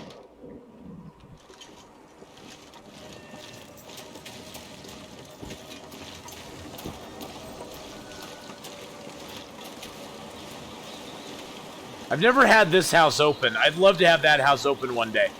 Oh, this little house is open. That one's never open for me. Let's go in and see what we can find. Quote 69. Just stick my hand in his butthole and strip off his stuff. Whoa! Who said that? Nobody around here said that. Nobody around here said that. I don't know what you're talking about there, my friend. Metal shelf. A little bit of this, a little bit of that. Nothing in there. All right.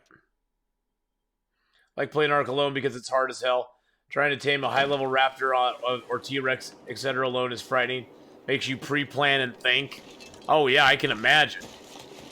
Holy shnikes, that'd just be like nerve-wracking like crazy. How much revolver ammo? I found a few hundred. I only kept 12 though initially. And then by the time I scrapped all the other ones I found, I think I had 47 shells. And then beyond that now I found another 30 or so. I found 21 here in Mountain Town so far. And I got another 20 or so, 40 or so sitting down in the Milton Basin waiting for me as well. So yeah, there's quite a bit. The revolver ammo drops are directly tied to you turning the revolver on. So once you turn the revolver on, you're going to get quite a few drops of the ammo. So, wow, it's snowing outside again. I mean, all the snow from earlier kind of melted away, but it's snowing outside again.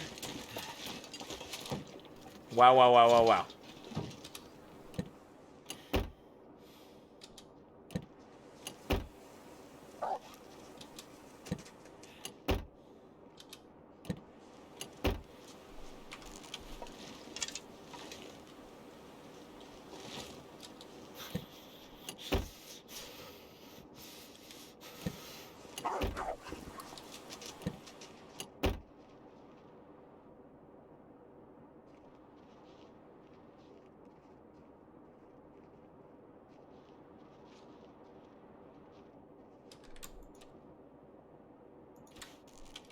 Can't feel my hands.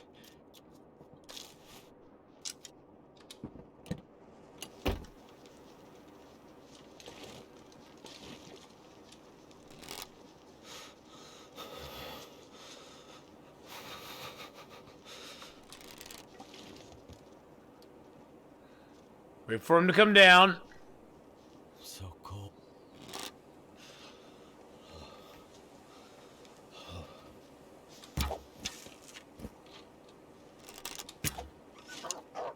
Got him. Woo! Little bugger. No battery in there.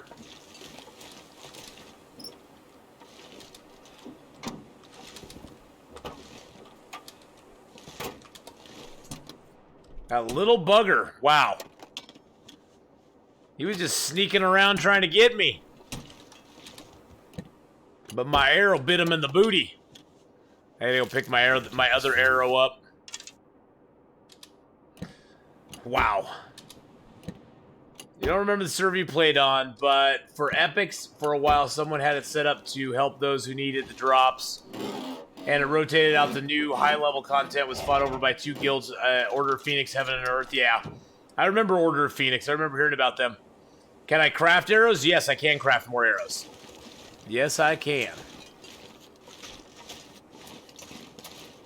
Ooh, we got the cool house, guys. We got the cool house. Watch this. We can come from here. We can run. There we go.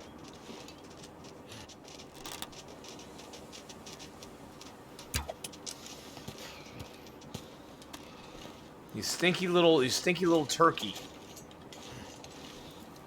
I'm back here with my arrow. So we can run, you can run from this. And if you hit it just right.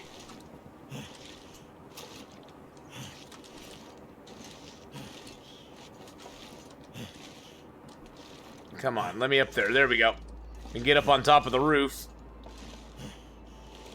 What do you need, rock, sticks, and feathers? No, the arrows are made with 3 items. You need to craft arrowheads, which you do with scrap metal at a forge. You need to get birch that you can make into arrow shafts, and you need feathers, which you can attach to them.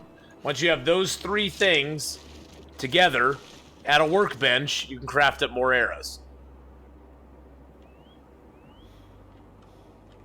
Look, we can be Santa Claus and go down the chimney.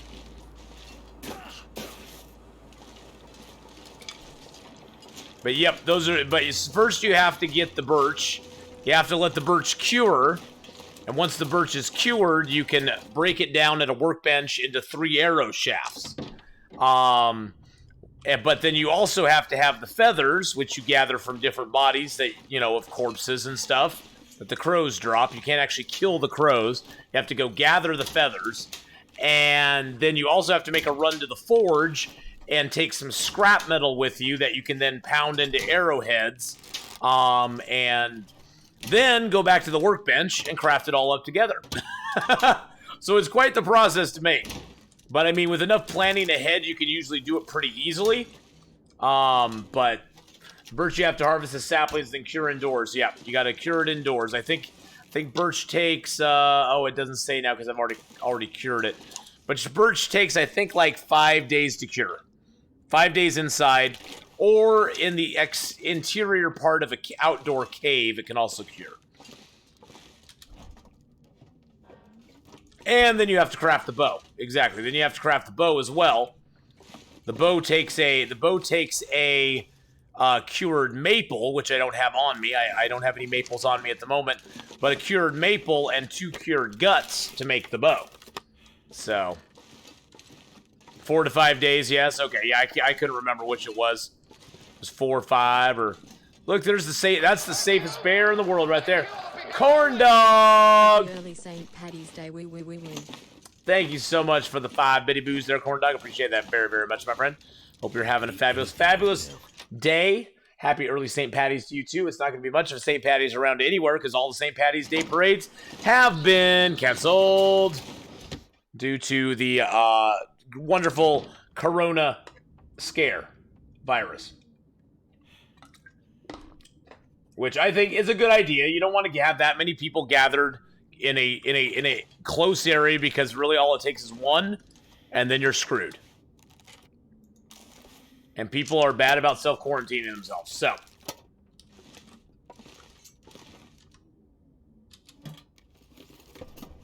what are my go-to set of clothings for Interloper? Yeah, pretty much what he said. Rabbit skin hat, wool toque. Moose hide cloak over a bearskin coat, double thin wool sweaters if I can get them, which I did. Rabbit skin gloves, deerskin boots, double wool socks if I can get them. I just found a pair of wool socks. Double thermal undies if I can get them.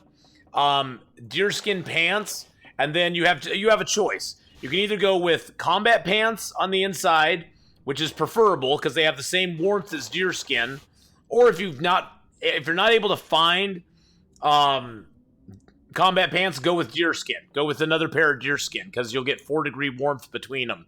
And then moose hide satchel on the outside, and then once we get it, we'll wear a head wrap on the inside.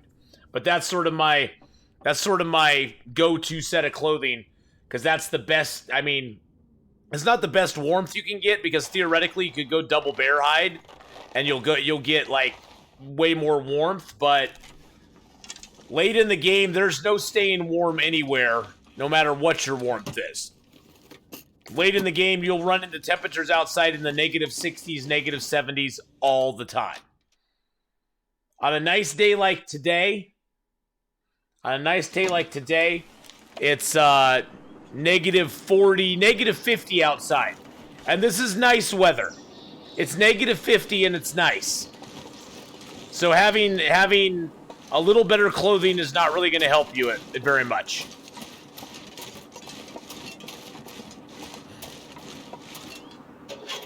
You'll just freeze at a slightly slower rate than you usually would. I just like the moose hide because the moose hide urban parkas are not available on Interloper. The best coat you can get on Interloper is a Mackinac jacket. Mackinac jacket is the best jacket you can get on Interloper. Best windproof, best warmth. Man-made, anyway. So yeah, unfortunately, you can't get the expedition parkas or anything like that.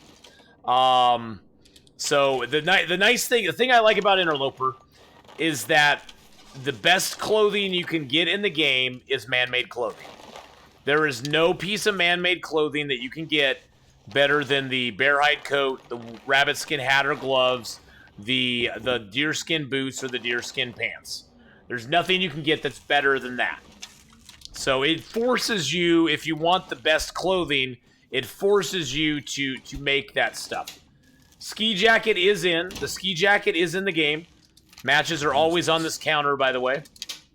Ski jacket is in, which is a really good jacket to get early game, because it's got the 2-degree warmth bonus, and it's slightly lighter than the what's the blue parka? Forget what the blue parka is. It's slightly lighter than that. Now you can get the windbreaker and the red windbreaker, which are good early game because they have really good wind protection, but later in the game you don't want them. The simple part is it the simple parka? Is the blue one the simple parka? The simple parka. That's it.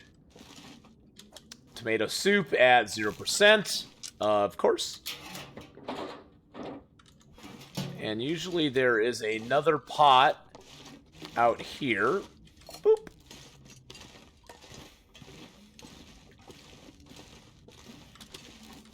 There we go.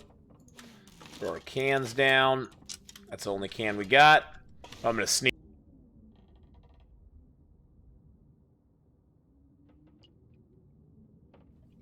It's nice being at home. You can just sneeze in your hands and not worry about it.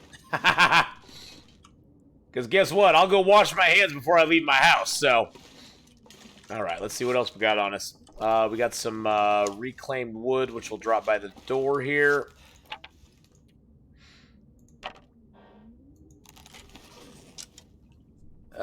Mark Wars! Hey, buddy! You're back! So why is the Mackinac jacket considered better than the ski jacket? Just purely for the extra bit of warmth? Oh, the Mackinac jacket's better because it not only has warmth, but it has windproof as well. And its protection over the ski jacket is better too. The protection on the expedition on the Mackinac jacket is better than the ski jacket as well. So there's a couple reasons that it's better.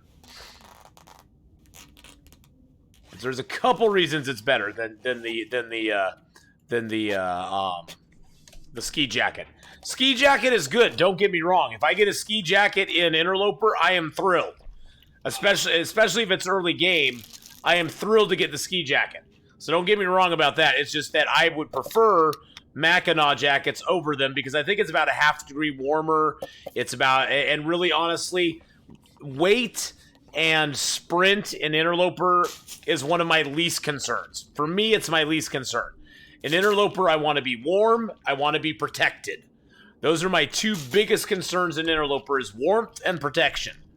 And once you hit this 20-degree warmth bonus, once you're above 20-degree warmth bonus, there's very few outdoor caves in the game that you can't survive in with just a normal bedroll. The normal bedroll will pretty much keep you warm in about every cave in the game, even during a blizzard. That has a warm and a cold area. So, you told some shut-ins about Twitch. Windproofing is the same on both of those. I haven't had a Mackinac jacket in a while. We'll look when we get up here. The ski jacket is a straight 2-2 item. Ski jacket has 2 warmth, 2 windproof. I'm not sure what the Mackinac has. I thought the Mackinac was 2.5 on one of the items, but I know it has better protection. Oh look what's poking out from under the bed. Woo! A 93% pistol. What? And look what's sitting next to the bed. What? Let's repair those up real quick. We finally got 2 pairs of wool socks, guys. Yeah, you don't have the rifle and stuff to worry about in Interloper. Yeah. Bye-bye, Sporty Socks. You have been with me all game, Sport Socks. I love you, but you have to go. You have to go. You're gonna do it again tomorrow? Oh, that's awesome, Mark Wars. I am so proud to know you, man. You are such a good guy. You're such a good guy.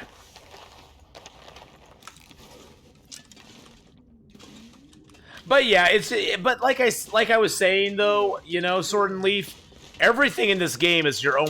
See, that's the thing I love about this game is there's no right or wrong way to play this game. There's no right or wrong set of clothing to wear in the game. There's no right or wrong way to utilize your weapons or your materials or anything. You can do it however you want, and as long as it works for you, it works for you. Let's see what we have behind the cloth of mystery, boys and girls. Ooh, it's a cured maple. Yay! Ding, ding, ding. We are winners today, boys and girls. Oh, look. Another pair of combat pants. We got the very rare Gray Mother House combat pant spawn, which I hate to leave behind. Corv, how you doing? The sports socks made the ultimate sacrifice. There's some more sporty socks. They love throwing their socks around in this house. Their socks and pants. I wonder what they were doing in this house. If their socks and pants are all just laying around on the floor. Makes you kind of wonder. Oh, no, totally Sword and Leaf. That's the thing. Is that I'm just trying to say that, you know, I'm only expressing what I prefer to do in the game. I'm not saying that my way is the right or wrong way, because I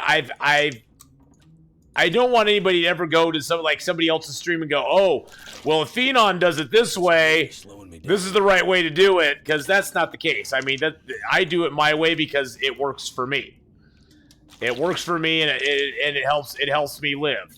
And you know, it doesn't mean it's right or wrong. It just means that's how that's what I do. So, well, they shouldn't. So stop it. Stop it.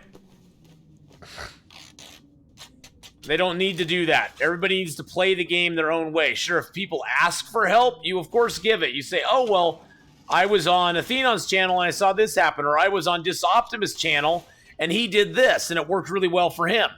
Or I was on, you know, the Wizark's channel and this worked great for him. Or I was on Dead Like Me's channel and this worked great for him.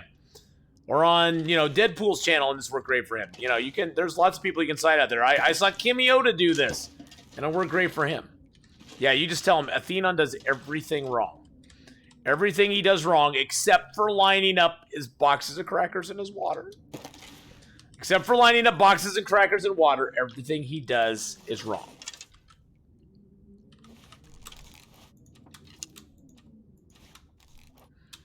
Only Kimioda does it right. Oh, Kimioda's awesome.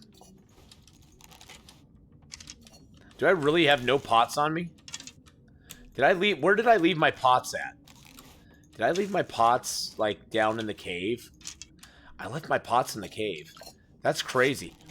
That's crazy. I left my pot, guys. I left my pot behind. How could I leave my pot behind? I got 2 lanterns. Let's break this one down. I love Cave Bush. Hey, that's from Subnautica. That's from Subnautica. For those of you who are wondering, that's from Subnautica, my friends. There's a plant in Subnautica called Cave Bush. It's not me. It's Subnautica.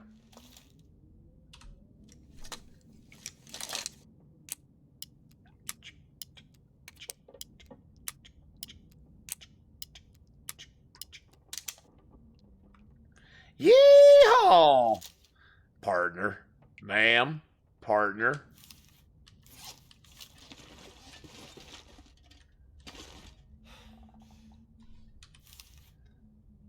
You know, I actually think I left my pots down in the Milton Basin. I actually think I left them down in the Milton Basin.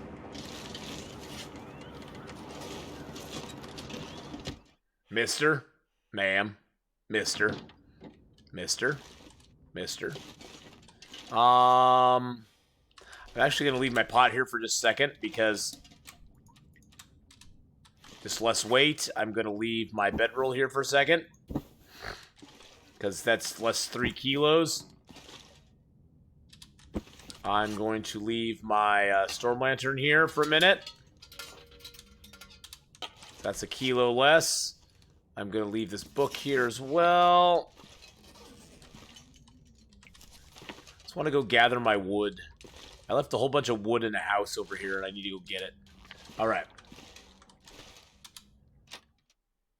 This land of mine, yeah. I heard he said it's really buggy. I heard he said it's really buggy. That'll drive me nuts. He might have the fortitude to put up with a lot of bugs. I do not. Really buggy games drive me crazy.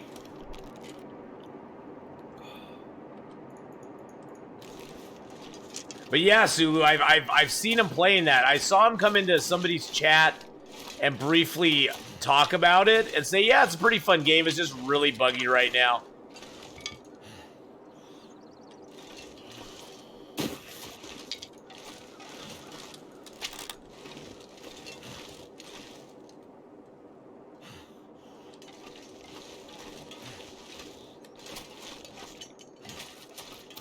Oh, Canada.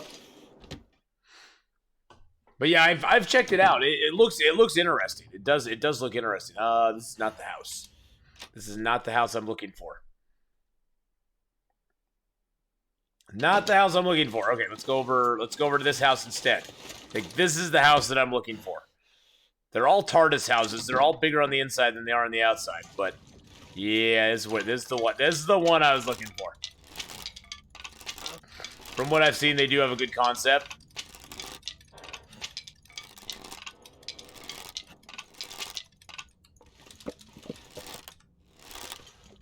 Yeah, we were talking about Green Hell last night. I just wish they'd fix some things with Green Hell. Green Hell's a beautiful game. It just needs some tweaking.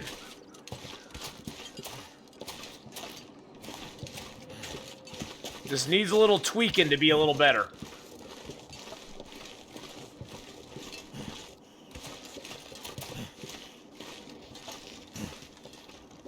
The thing with Green Hell is that the learning curve on Green Hell is not super huge, but the learning curve on Green Hell is enough that, you know, once you've figured out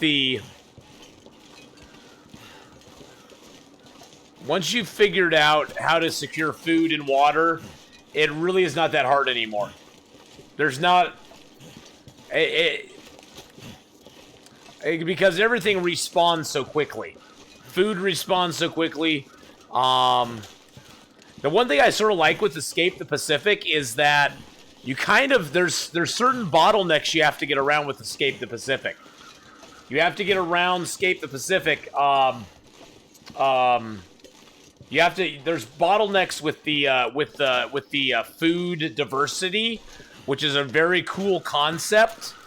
Having to... It's sort of something they do in Green Hell to an extent. Okay, where's my arrow, dude? You had my arrow. Where's my arrow now? Where's my arrow, bro? Okay, I'll take all your stuff then, okay? I need to find a place to rest. But I really like the food diversity aspect of that game. It's really cool. Seems to take hunting from Red Dead Redemption 2 and sprinkles in some TLD. Okay. Very cool. Too heavy to carry. You're not sure about bugs. Sometimes you're half asleep. Vaughn, how are you? How are you today? Sometimes I'm half asleep too, guys. So, you know how that goes. Sometimes I'm half asleep as well. So, oh boy. Woo! Well, I'd like to say how successful today was doing Long Dark first, working my way up into being able to do Siberia 3, where I wasn't tired. I could just have fun with it and not get frustrated by it. And then going back to Long Dark. I like that. I like that plan. Did they change this map? I couldn't get up to the tower like you could before. Oh, they've changed this map a lot, Cougar. With the introduction of Wow, when did they change this map? This map changed a lot a while ago. It's been a while, though. I don't know how long it's been, Cougar, since you played it last, but they changed the map on this quite a while ago. Even before Chapter 3, they changed it. The path up to the... You can go up that path and still get to the tower, but it is a little bit different than it used to be. Yeah, I think it was the Redux, yeah. I think it was Redux when they did it, so it's been like a year and a half or so. This zone changed a lot when they did the Redux. When they Redux Chapter 1 and 2. They did a lot of changes on this zone for some reason or another.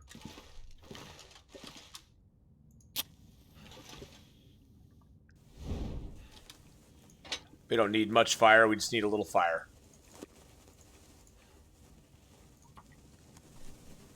Remember when there was a climbing rope back behind Mother's? Yeah, back behind Grey Mother's house, yeah. There used to be a climbing rope that would take you up to the pond that would possibly have the moose spawn on it. Now that area is completely closed off. Completely closed off. The only way to get to the plane crash is to go up through Grey Mother's. Or to get back from the plane crash is to come down to Grey Mother's. You can no longer access the bear bridge. I call it the bear bridge because that's where the bear spawns. But you can no longer access the bear bridge from the plane crash. You only have one way to go from the plane crash, and that's back this direction.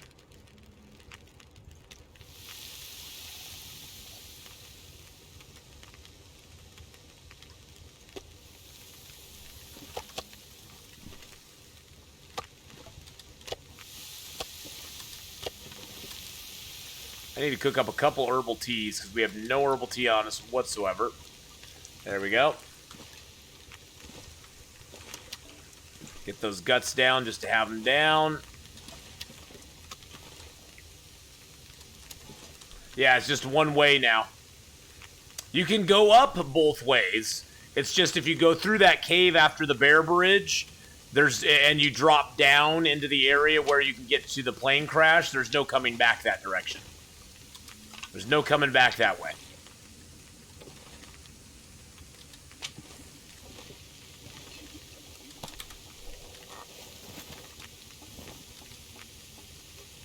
Cook up another coffee and cook up another herbal tea. Yeah, I'll show you how to get to the tower. We'll go do that right after we get done here. Let's go drop off some wood here.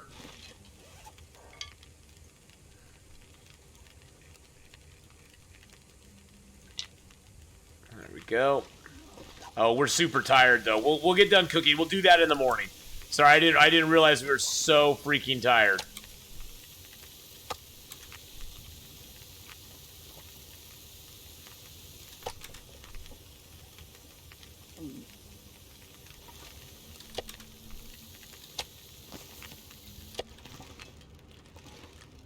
Got an hour on the fire, so let's put liter and a half, I think.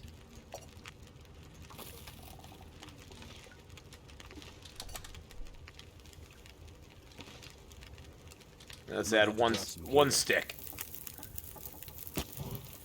There we go. And then we'll do a half liter in these. That way we'll just have some water when we come down. There we go. All right.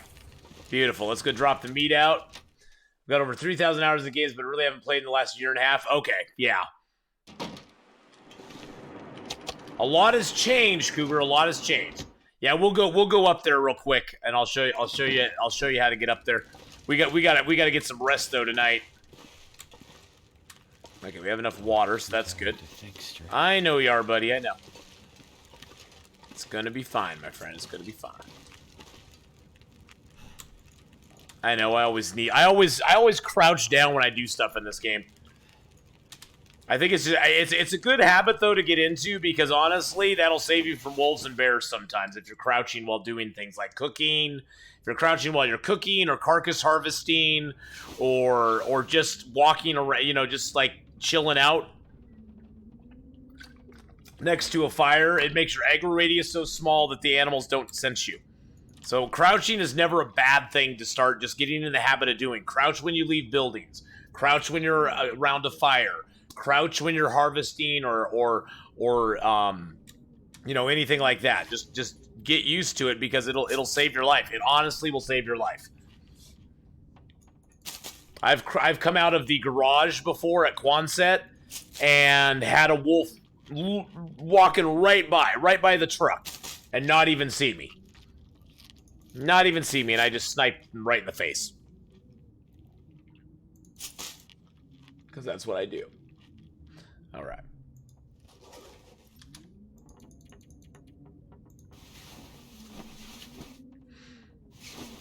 Alrighty.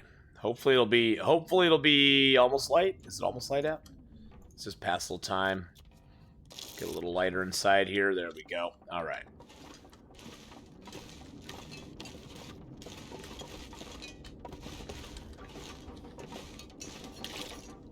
I need to drop something.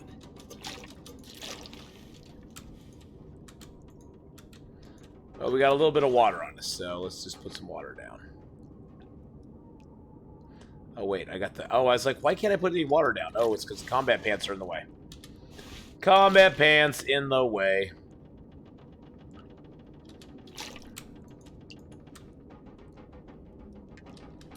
There we go. All right. Oh, I got another box of crackers, too.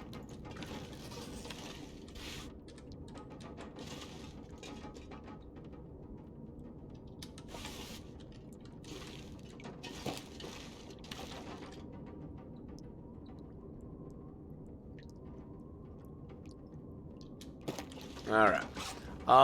We're at 42 kilos right now. I'm going to go up to the, take all this stuff with me. That I'll leave here. My bedroll with me, my storm lantern, sewing primer. All right, let's get a little food. Then we'll go up to the tower there.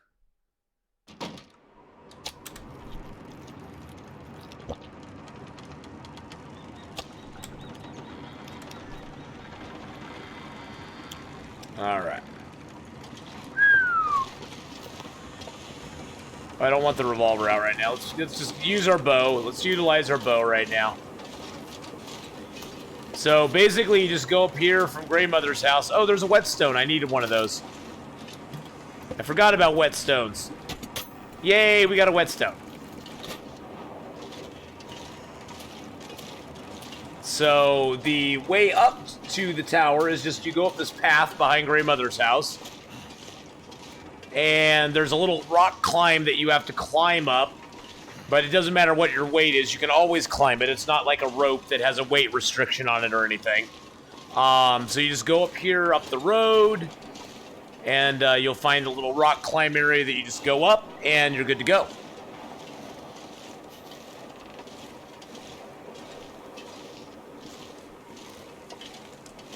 But you'll see that in just a second.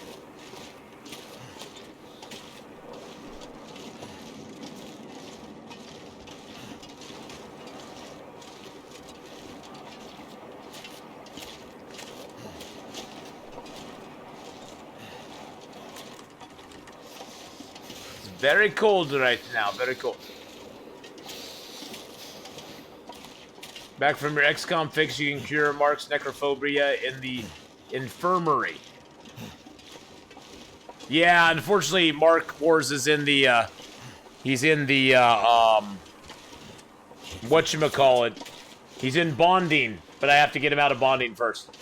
I think I found what looked like a climb area, but I couldn't climb. Yeah, see, this is the climb area here. You have to get on a specific part of this wall where it says climb. If you're trying to look up it, you got to just get to a specific part, and then you just hit your climb button, and you're good to go.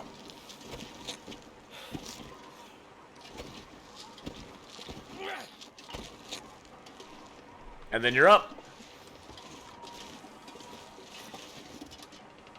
And then you can climb down, too.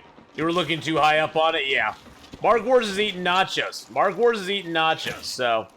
But we actually rescued Mark Wars. Wait and see. That's the best thing. We rescued Mark Wars from the clutches of the Advent. He is no longer being probed. He is no longer being probed by the evil Advent troopers. Nothing's being done to him that I wouldn't do myself. Or that his bondmate wouldn't do. I don't know. That you did at a cost? What cost? No, it didn't cost me nothing. He had sweet dreams of dead things? Yeah. That is true. He did have sweet dreams of dead things. The nice thing is, once you're up here, there's a nice little cave up here that you can camp in.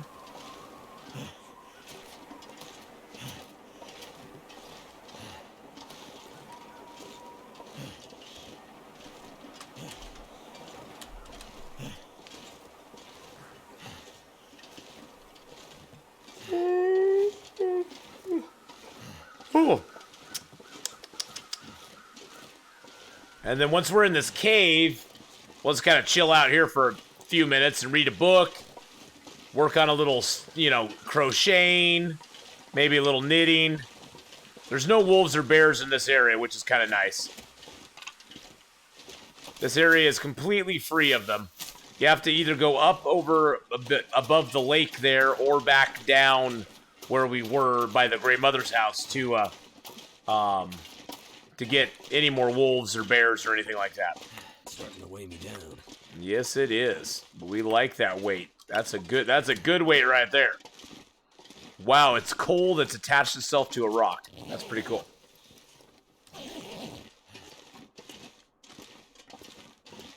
All right, so we have this book here to read. Let's use that. Get our mending skill up a little bit more. It's time to get Old West things about. Yeehaw! Yeehaw! Okay, we need to sharpen up our knife, guys. We forgot that whetstone. We're gonna pretty much be destroying this whetstone today. Let's drink some water before we do that.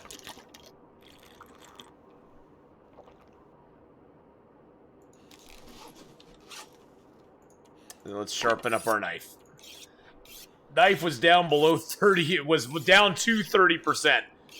Which usually I never, ever let that happen. But we're just short on whetstones. And we've used our knife a lot. And we've had to sharpen it and the axe a lot this game. So we did actually use the milling machine to repair our knife, our hatchet, our hacksaw, and our revolver, though. So that was pretty cool. Because I've never really got a chance to use the milling machine before, which was kind of neat to do.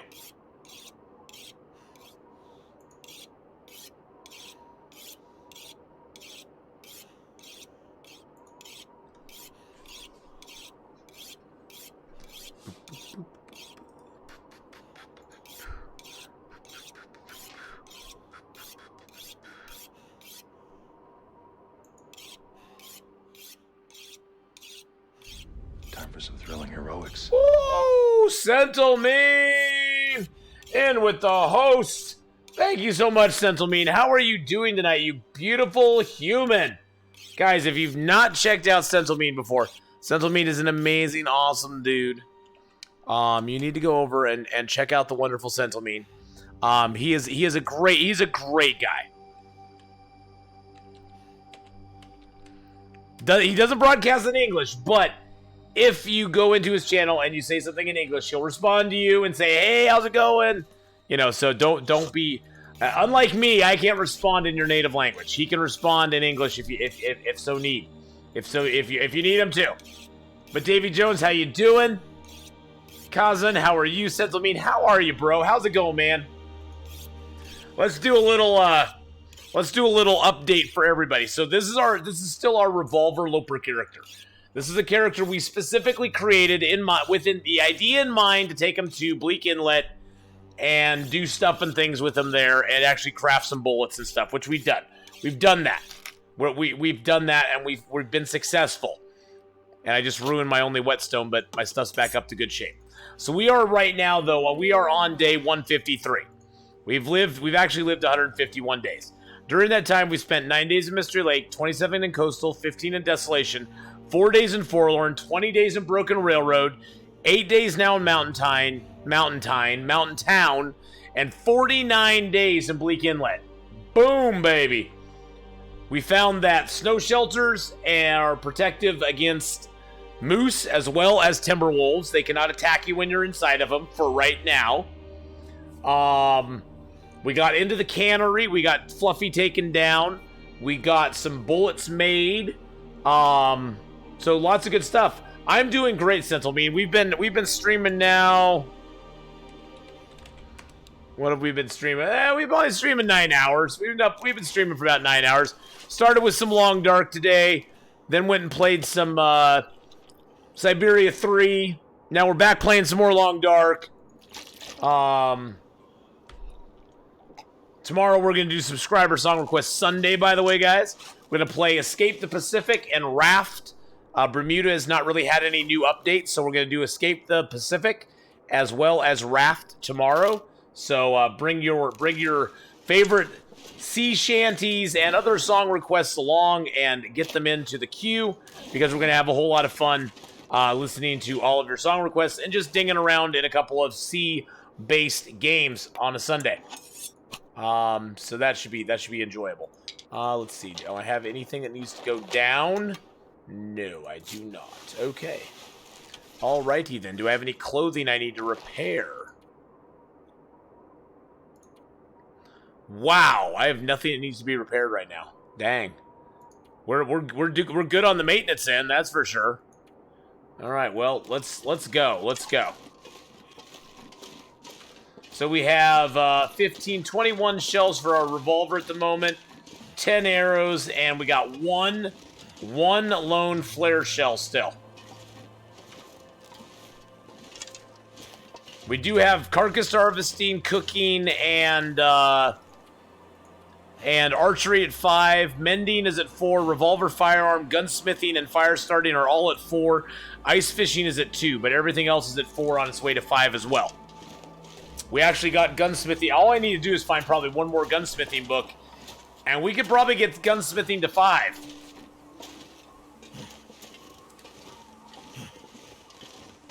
What's our revolver firearm at? What's it at again? Oh, it's just into 4, so never mind. Never mind. We'd have to shoot a lot with our revolver to get it up to 5. We'd have to hit a lot with our revolver to get it up to 5. I guess we could see how effective a revolver is against a bear. We could shoot a charging bear with a revolver and see how it goes for us.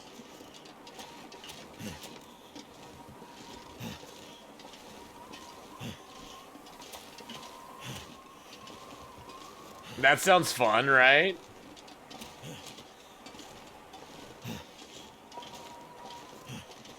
Oh, test the snow shelter and the bear and the wolves. Well, the bear it doesn't work on. We already know that. Somebody already came into chat and said, no, it doesn't work on the bear. We know it does not work on the bear. Timberwolves, we know it works on. No, we're not just gonna do. Well, if I did it, BK, then I'm gonna strip naked before we do it, because I'm not letting the bear ruin my clothing just for the sake of you getting a good laugh off of me getting attacked in a snow shelter, which we know will not protect me against the bear.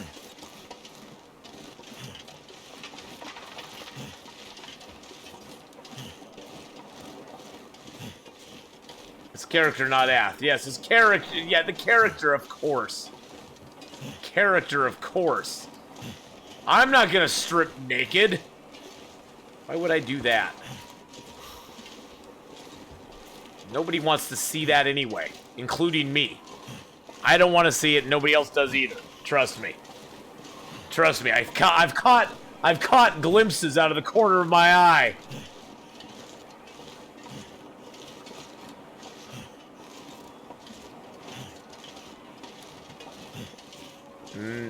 No.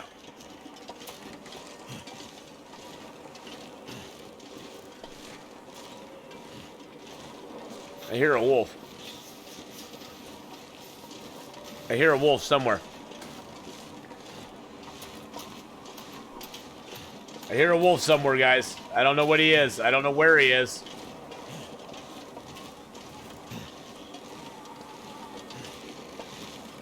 That's the problem. I can't build a snow shelter fast. I don't know. I don't think I have the. I don't have the sticks. I only have 14 goddamn sticks.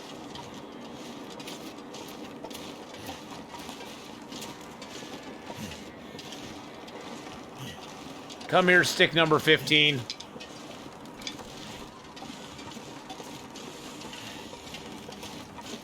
Hey! This was not part of the plan, son.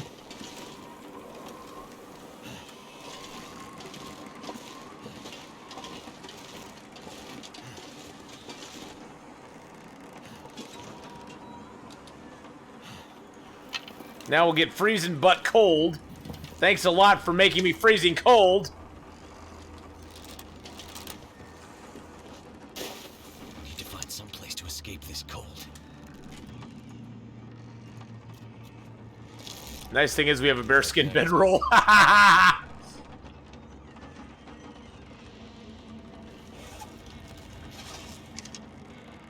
It's actually nice and warm in here. It's like 11 degrees in here. Theoretically, we could probably sleep in this thing. You could probably sleep in this thing with a bearskin bedroll.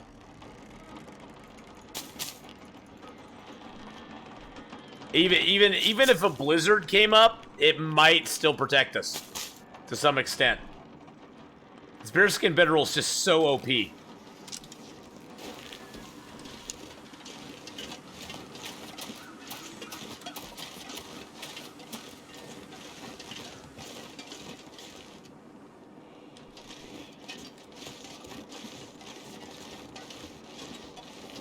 I just gotta find a wolf.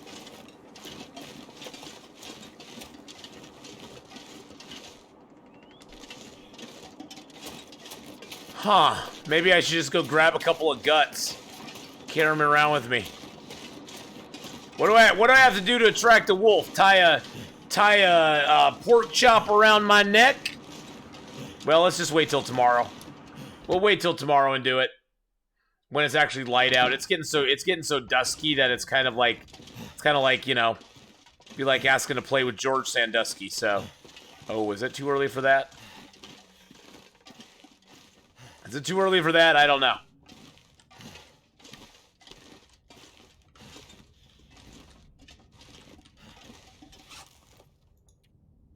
Too early for that one? Oh, okay. Not too early for that one. Oh, okay. If anyone wants to help out Athena, he's looking for a routine or hot link that would allow him to post a picture to all his media sources. I was just joking about that earlier. It's like, it'd be nice for Old Man River to be able to push one button and have it go to everything.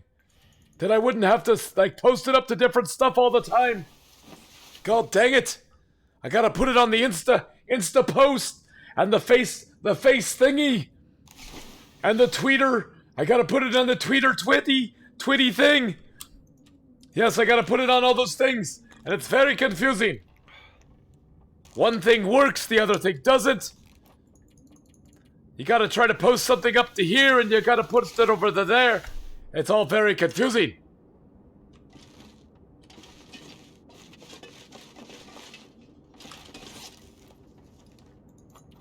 Old Man River doesn't deal well with it, okay? Hey, Lemonades, how you doing? How's it going, buddy? Well, we're about to do something very dangerous right now. About to do something very dangerous. Let's get dangerous. Let's grab a couple of those. Let's get another box, another thing of that. Let's get dangerous, guys. Darkwing Duck style.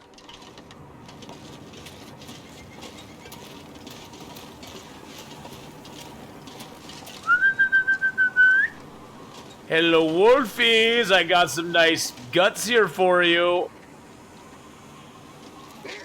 There's one.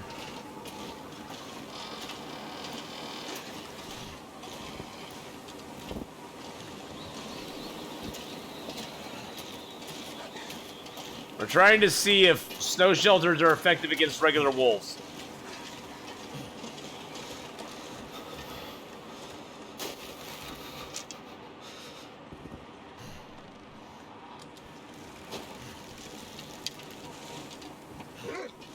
Yep, they appear to be.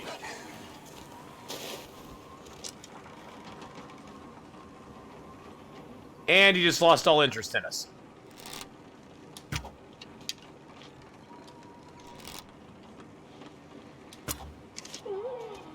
And he just lost all interest in us.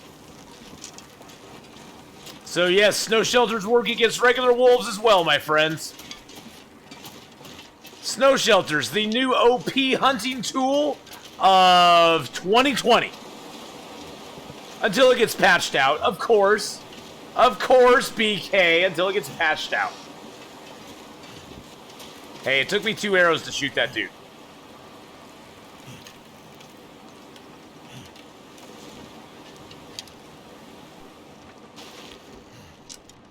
Oh, I did already. I had 2 guts on me, dude.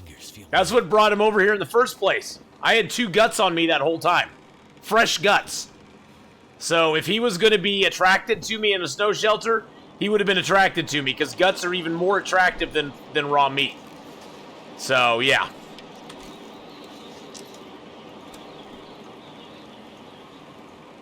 Look at that.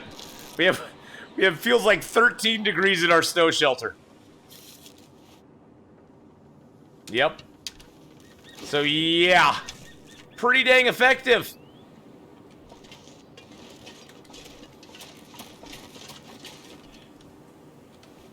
I don't think we'll get a invalid place, huh?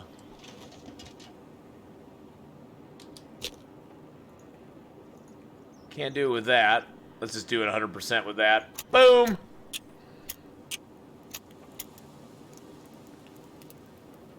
Yeah, so snow shelters are proof against moose, timber wolves, and regular wolves.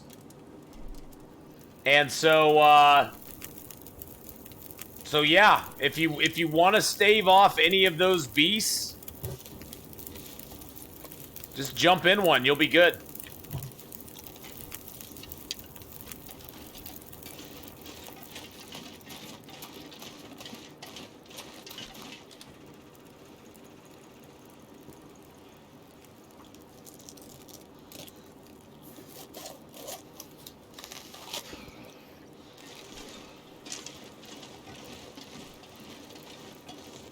Because you're shocked at the regular wolf? Yeah, we'll test the bear.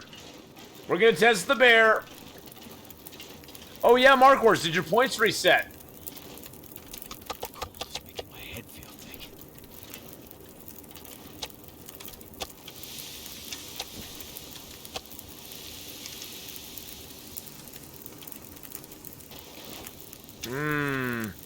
Nice and warm in my snow shelter. Let's sleep for an hour. Not yet, it's a 24-hour thing. Oh, gotcha.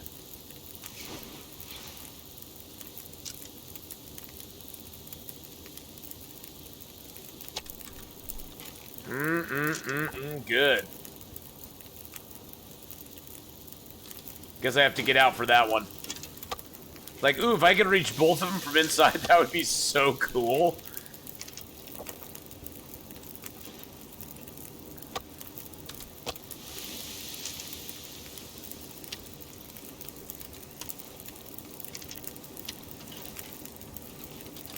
So yeah, if you know a place where there's a lot of wolves at, build a snow shelter, draw them in, and slay them all, I guess.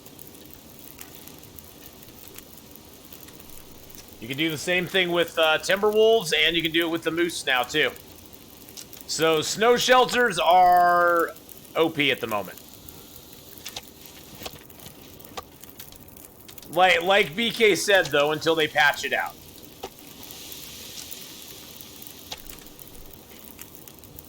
Until they patch it out. Let's take a moment and break down our snow shelter then.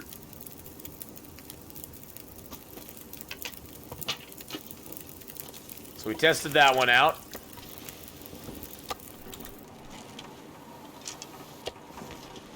I can barely walk with this much. That's okay, we're fine. Alright, so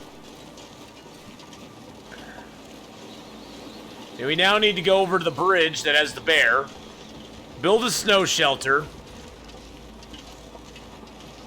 and then see what happens. It could end our run, guys. It could end our run. I'm not going to do a whole lot before we test it out. We have plenty of birch bark teas, though. We have plenty of stems. So it's not like I think he'll kill us, but he could do some serious damage to us.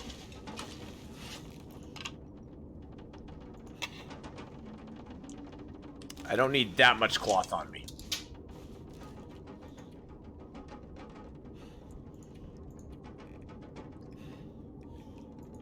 There we go.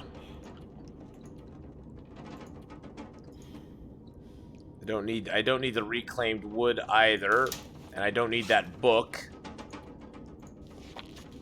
Basically trying to prioritize what I'm going to carry so that I can carry a few more sticks. There we go. That way we can start a fire as well. Feels like a lot of gear. It is a lot of gear, my friend. Don't worry about it. We got the wolf meat on us still. Oh, I need to drop those guts. No. Didn't mean to drop the hide.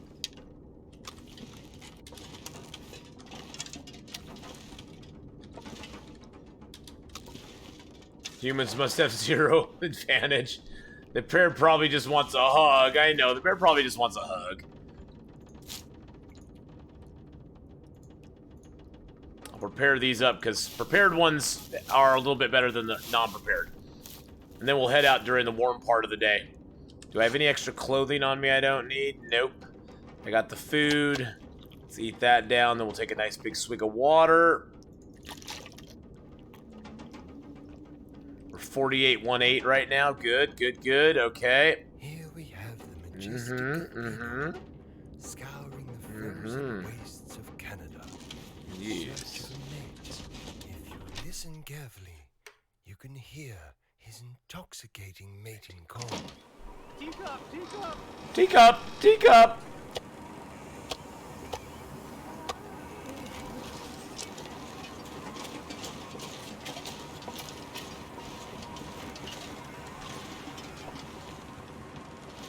All right, we'll loot up the other half of town when we come back. Our main goal now is the bear. Is the bears. It's the bears. We've dinked around long enough, looting up town, talking about stuff, our feelings and things, you know. Now it's time to actually go kill the bears. The main reason I left that food behind over there is that we're going to get a bunch of cattails down here in the little gully down by the waterfall. There's cattails there, there's cattails over there, and that's going to be kind of our food until we kill the bear, if we kill the bear.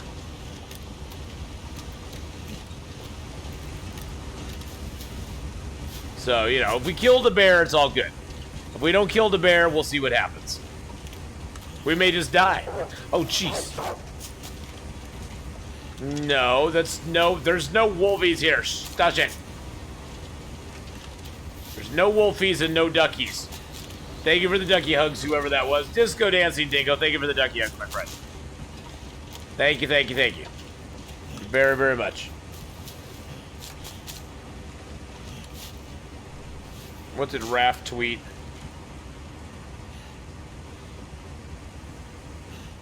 Stay at home, save lives. How can I could avoid the worst of COVID-19?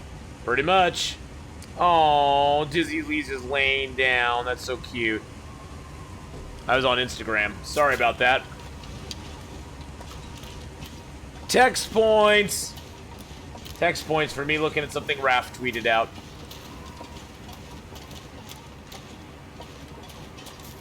All right.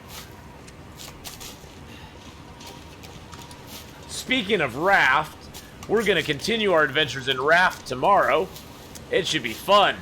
Along with Escape the Pacific, we're going to play some Raft too, which should be pretty cool.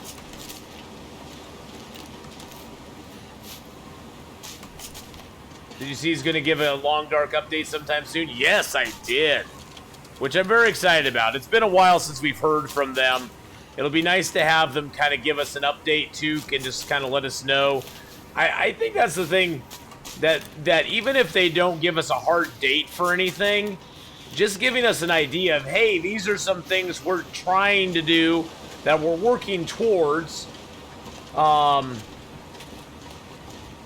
know, this is where we're thinking of going. Oh, there's a wolf up there. They're ducky hugs after a viewer.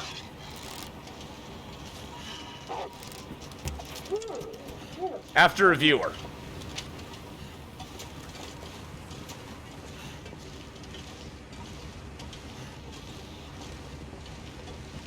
Thought I heard footsteps, another set of footsteps. Yes, it's an old viewer. Her screen name was XDuckyX, and she always talked about giving ducky hugs whenever a wolf attacked me. She was like, and so we it became a thing. It's a very old school thing in the channel. It's kind of hard to explain, but they're just called ducky hugs. We are working on Stuff and Things. We will release further updates on Stuff and Things as the Stuff and Things become ready. And they are Stuff and Things. We will be releasing information about said Stuff and Things later on.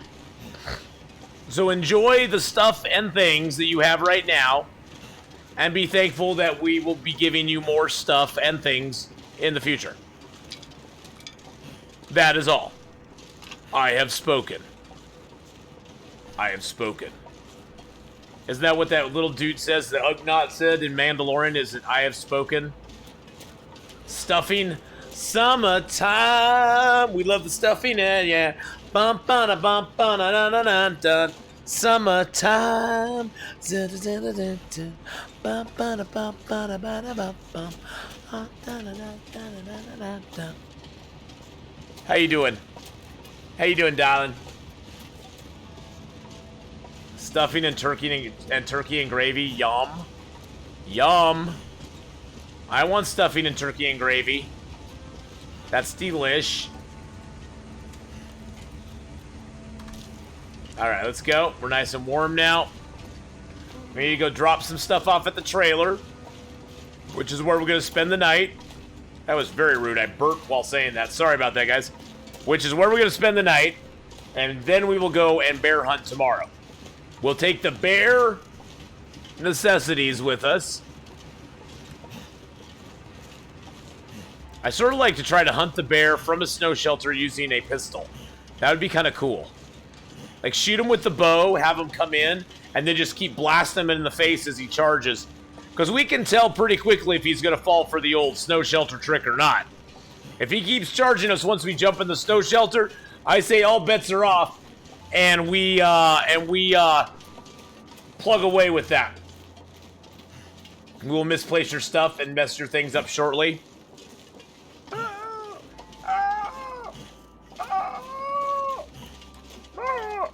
Don't do that. I don't want that to happen, Python Papa. That would be very sad. Oh, man. It's been a long day. I'm tired today for some reason. I actually slept really well last night, but for some reason I'm really tired today. I don't know why.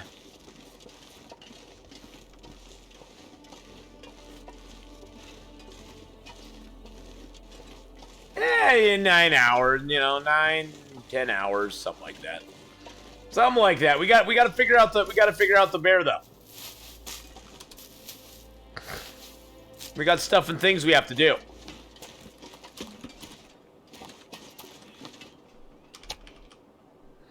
And we got to leave some stuff and things here because this will be our jump off point to go to Hushed River Valley. So we're gonna leave our cured birch here. We're gonna leave our cured maple, our crow feathers. We're gonna drop that. We're gonna leave our scrap metals. We're gonna leave our arrowheads, and I do not need my storm lantern where I'm going. Going to hunt the bear. I don't need a storm lantern.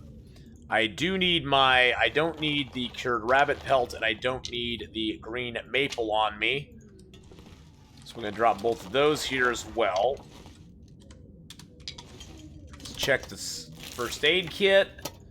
And then we're going to leave some stuff and things here. We'll leave a little bit of cured leather here. I need the cloth. Need the sticks. I don't need the flare. Need the pots and pans. Need the cattails because it's my only food. Do have some large teas on me right now. To throw those in there. I'll drink the teas for liquid and stuff. Oh, we got plenty of fuel on us too. Let's leave a few matches here too. There we go. We don't need all the matches. Perfect. Ooh, it's a soda. Summit soda. Gonna make a dish called Stuff and Things. Dursdom, how you doing? How's it going today, my friend? Hope you're having a fabulous, fabulous day. And life is treating you well. Ooh, free matches. Nice. Just put down all those matches and we got free matches. I'm almost thinking we go out and build the snow shelter now, guys. And try it now. Just lurking, I'm doing awesome, my friend. I am doing actually very, very, very, very, very, very well. Very well. Having a fun time today. We had a great early part of the stream where we messed around on Long Dark. Then we had some fun playing Siberia 3. Then we're now playing some more Long Dark. I sort of wanted to play some This War of Mine today, but I just don't see it happening. Because I'm kind of having fun with this. But maybe we'll fit in an hour or two of This War of Mine at the very end. I do like This War of Mine, guys. I do really like This War of Mine. This War of Mine is like one of my favorite like games like that. I like it. I usually don't like two-dimensional games, but this War of Mine is actually kind of fun. Even though it's a little depressing, it's kind of fun. It's depressing, but fun.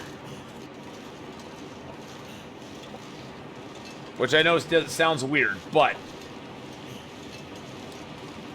it's very much a decision-heavy game, though. You got to make decisions that are going to benefit your guys, yet at the same time don't make you a complete, absolute douche to everybody else. Which sometimes is hard.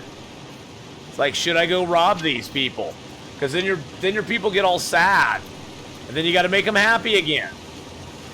And there's only so much radio and guitar you can have them play.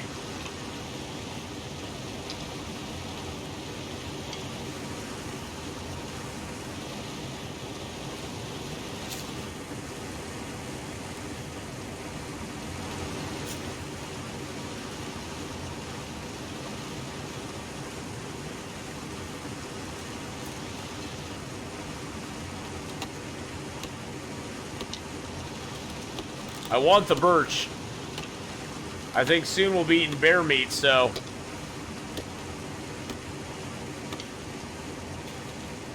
I'm not going to worry about those. Or the rose hips. We're going to leave the pond untouched otherwise. It's the untouched pond. See, there used to be a rope right where that log is sticking up. There used to be a gap, and that right on the other side of that is the Grey Mother's house. And you used to be able to go right down over that cliff there and get to the Grey Mother's house. Not anymore. They took out that little short access route between the two places. It's kind of annoying in a way. Because it really made this... It took this zone from being one that you could kind of freely move around in. It's sort of a C shape now. You can go on this part of the top of the C and get all the way up to the bridge here. You can go on the bottom part of the C and down by the Grey Mother's house. But you can't go between the two without going along the big curve on the outside, which kind of sucks. Riney Raid! How you doing, Riney? How's it going, Riney Beef? Hope you're having a great day.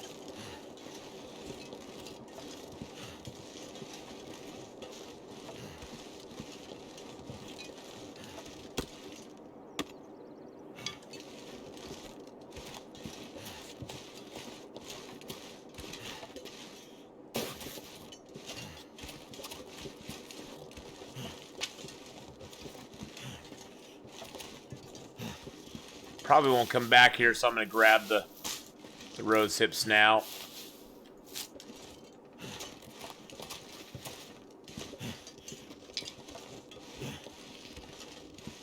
Get a bunch of sticks here, why not? Get the dead dude. But how you doing tonight, Ryan? I hope you're having a great night, darling, and things are going well for you. We are just rocking it out in the long dark, having fun, doing our thing. I've always wondered if you could build a snow shelter on the road. No, you cannot.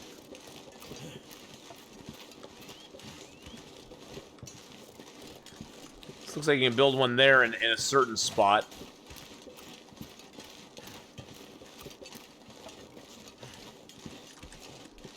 Nope, no snow shelter there. Must have to be a certain amount of snow on the ground before it lets you register one in. You can definitely build one there by the car. That's kind of far away.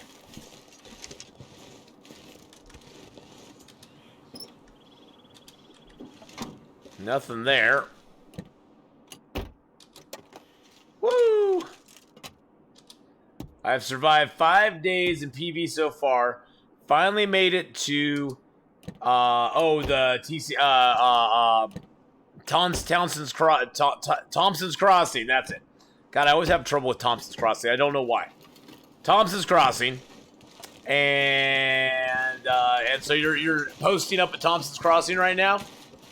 Well, that's cool.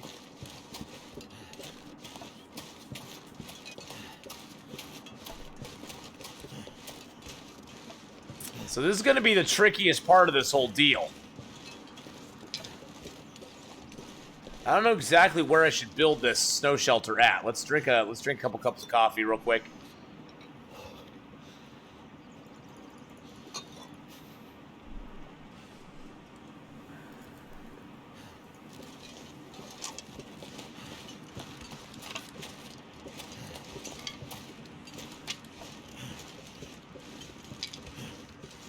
I almost feel like if I start making, because the snow shelter takes how long to build? It takes 45 minutes to build. And if I take too long to build it, he's going to be like on top of me before I have the thing built.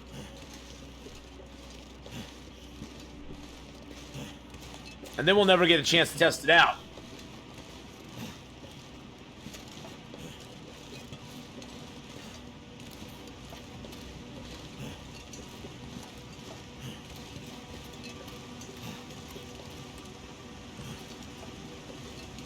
I'm almost wondering if we could build it back here.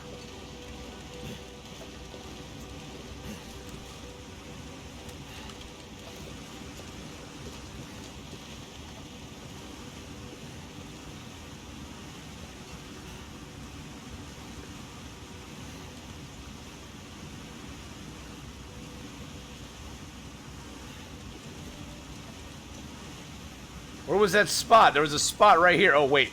I think this stone is interfering.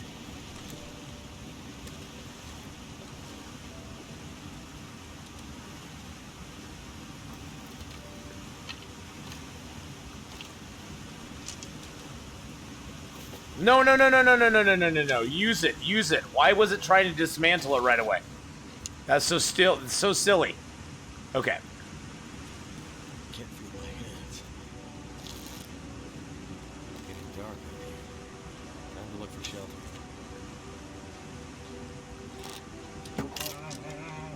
Well, he definitely doesn't see me in it.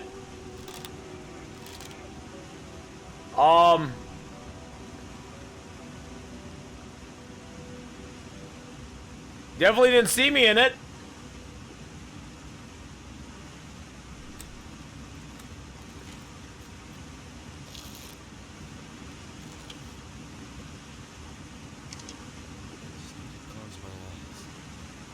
Huh.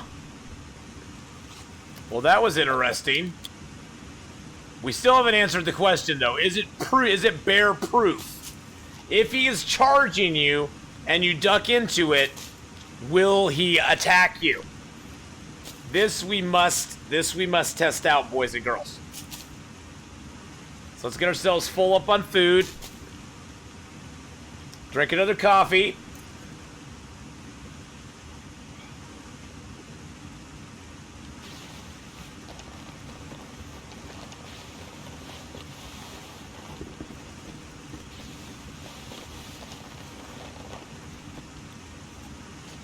Strip off our clothes.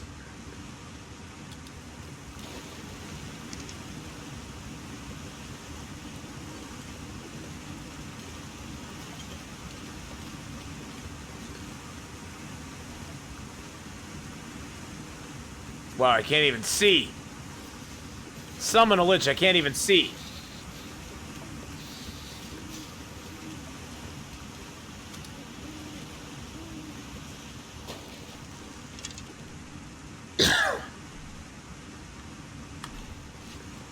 I can't even see him out there, it's so dark.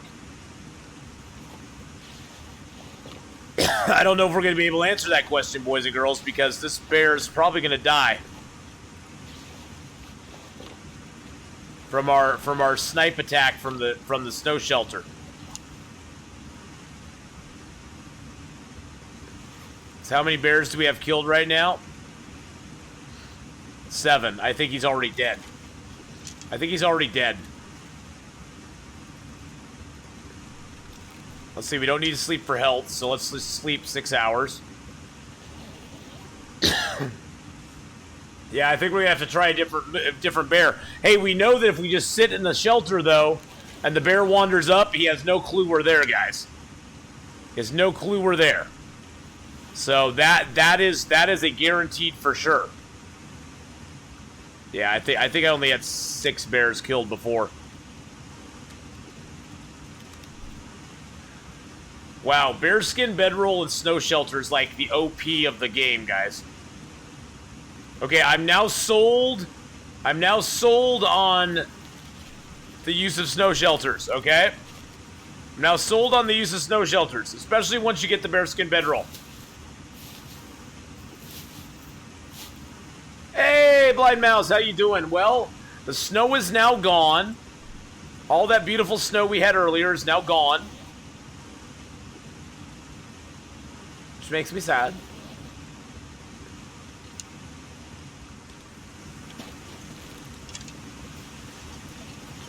Yeah, the bear walked right up to us, unless he healed himself at night. If he healed himself at night, he could still be around.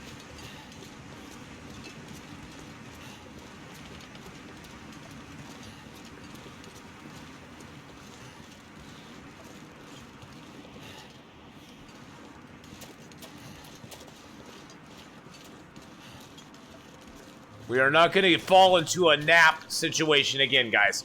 We are not going to fall. We're not going to fall for the nap again. Okay, no, he's not in his cave. Snow had me shut down early yesterday, I bet. Yeah, I hear it like snowed like crazy last night, and then it kind of got warm and rained today.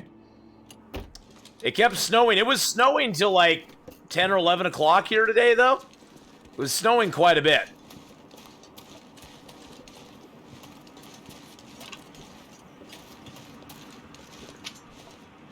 Oh, bear, where are you?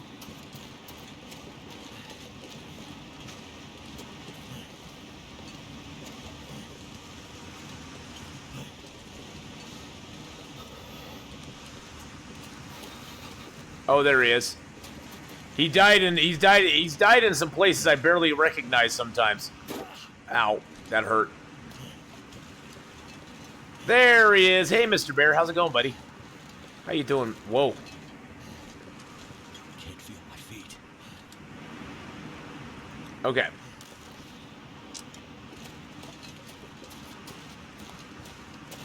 It's not a nap. It's a nap.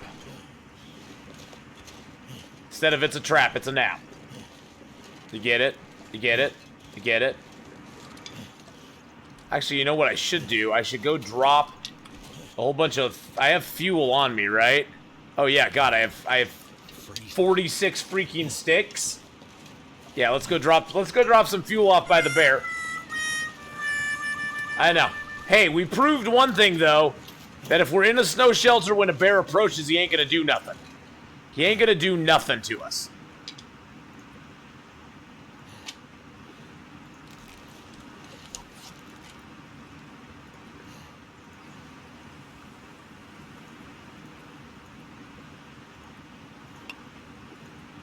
So that's kind of nice to know. All right, now let's go.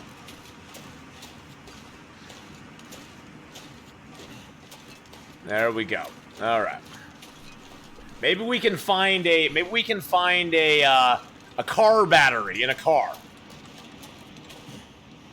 Always peek inside. See, these cars, if the car battery was in it, we could take them out.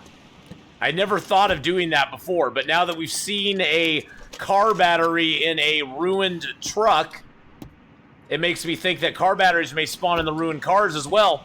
And I just never peeked in under the hood to see if they were there.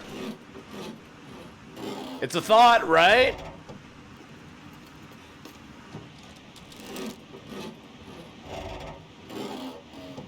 But we'll have to see. We'll have to see if that actually is true or not.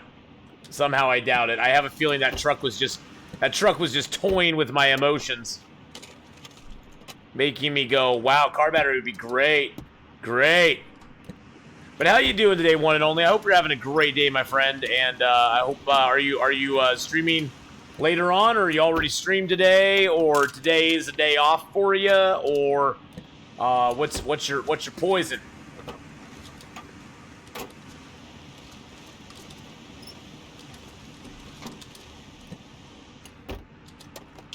There's a soda on the floor.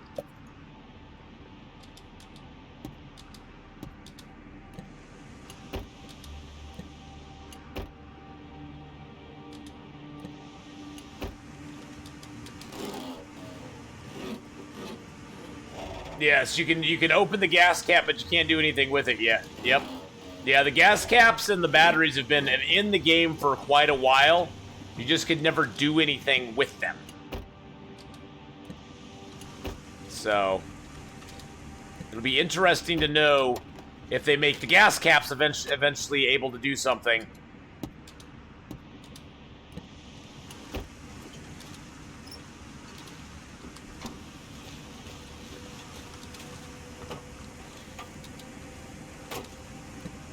Hey, Chewy, how you doing, buddy?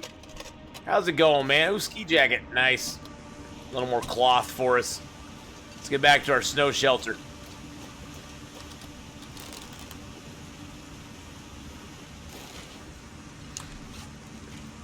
Take a little drinky poo of our soda here.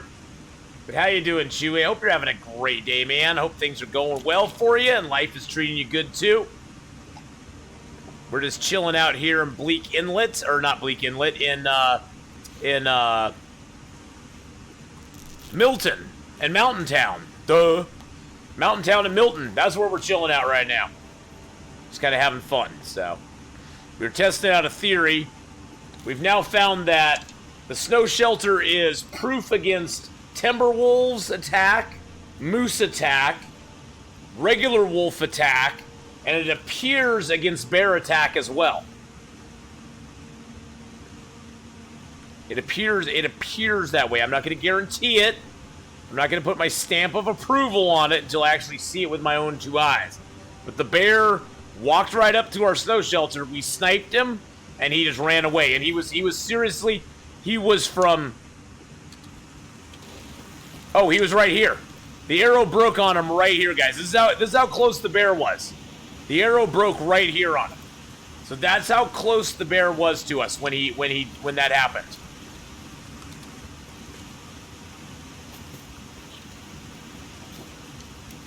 So that's pretty dang close.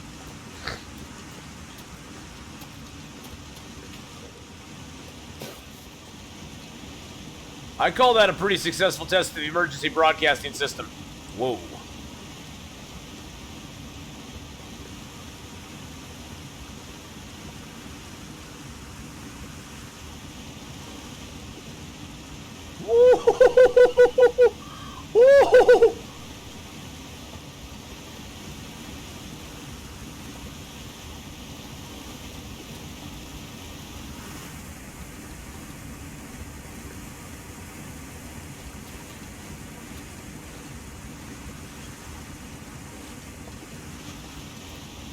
That looks like the death trap I've been in before.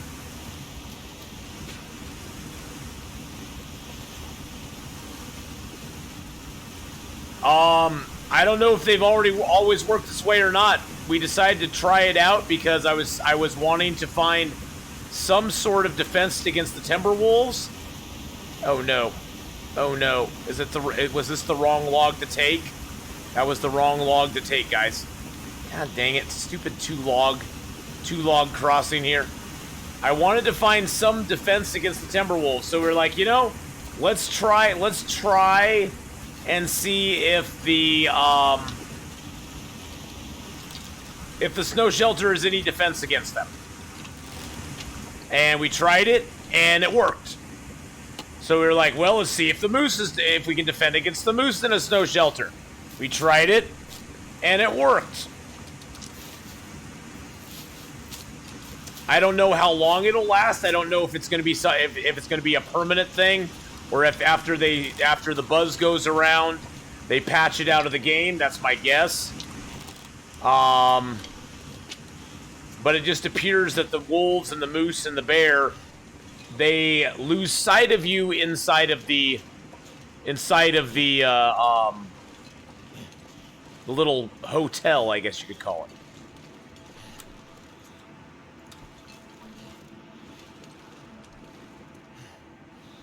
Oh, come on.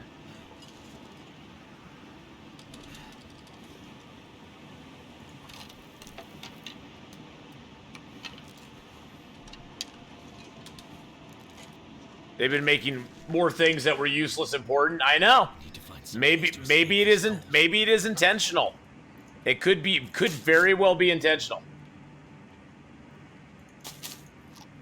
You remember the wiki saying snow shelters do not protect you from wildlife, but super outdated? Yeah.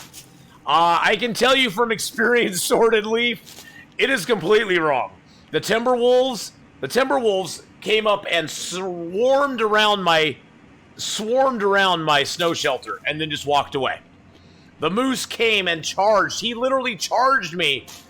Sorry, I said the word. He charged me and stomped around and then ran away. The wolf, he was tracking me. I jumped in the snow shelter and he just wandered on by. The bear, we were already in the snow shelter and the bear was like, he didn't even see us. He was just walking and walking. And then I went ahead and just shot him. Oh, I wish we could harvest him from in here.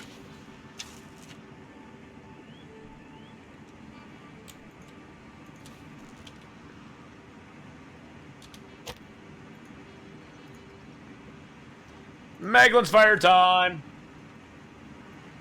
I just started chapter 3 mission horse flesh for dinner. Please say I don't have to eat a horse.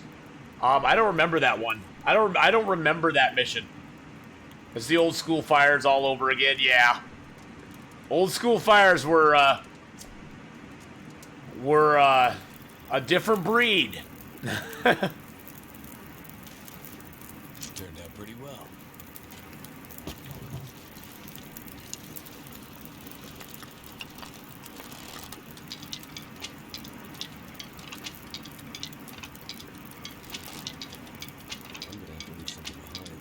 We ain't leaving nothing behind, my friends.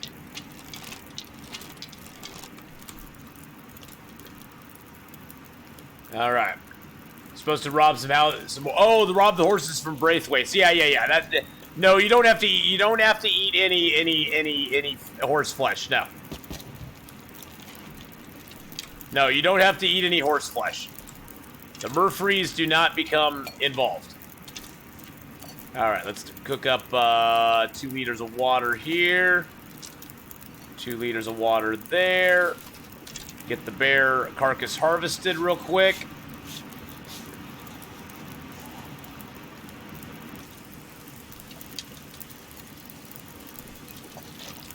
There we go. We got some water now.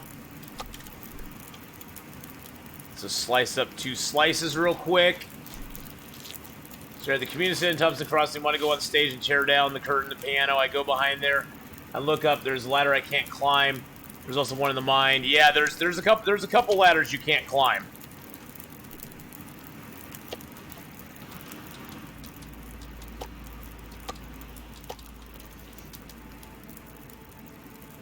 Nothing but Christmas decorations in the attic. Exactly. You don't need to climb up there anyway. Nothing but Christmas decorations.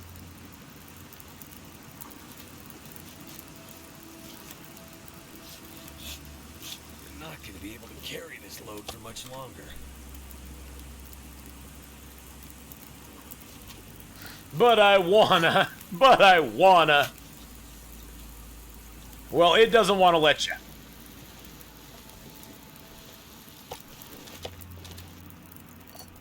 Uh, 46 minutes.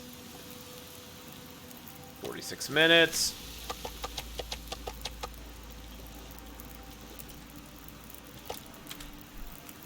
Let's eat a little food. Tasty.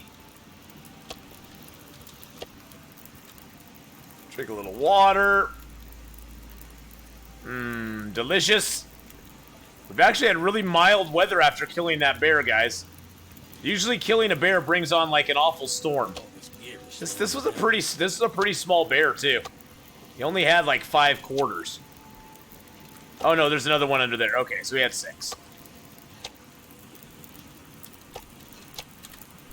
Okay, he had 6 quarters.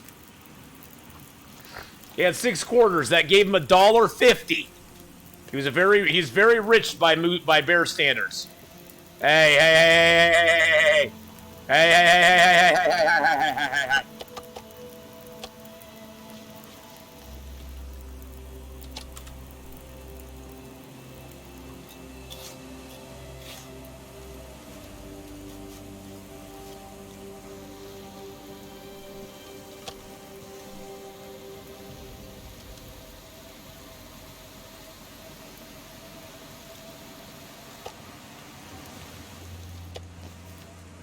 What did I just say? This pack is getting too heavy to carry.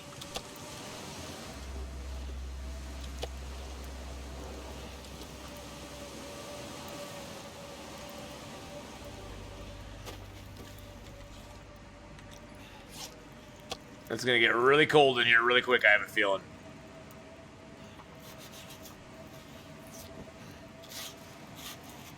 Fire goes out. It's still 1 degree in here.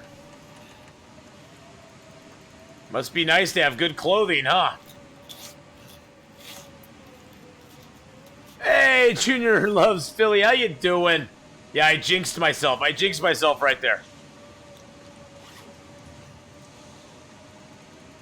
Wow, snow shelter OP much? Holy crap, snow shelter is majorly OP. Look at this OP snow shelter we got going on, guys.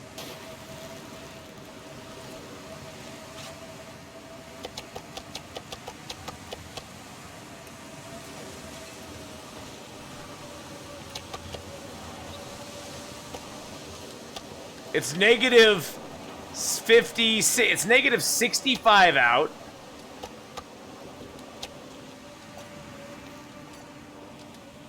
It's negative 65 out. Let's just repair it real quick.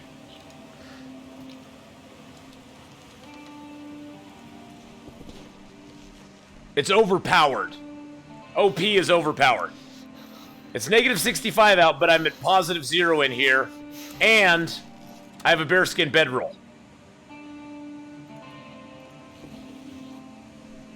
And I have a bearskin bedroll that keeps that's positive 10 degrees on top of what it is inside here. It would have to get so cold in here, like majorly cold. See, negative 1, that ain't gonna do it. Negative 1, I laugh at negative 1.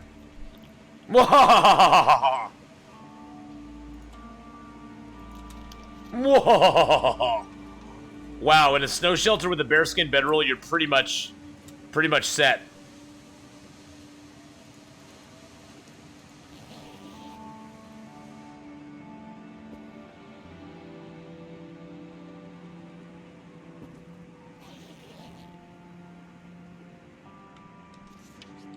Yeah, even though it's negative 3 right now.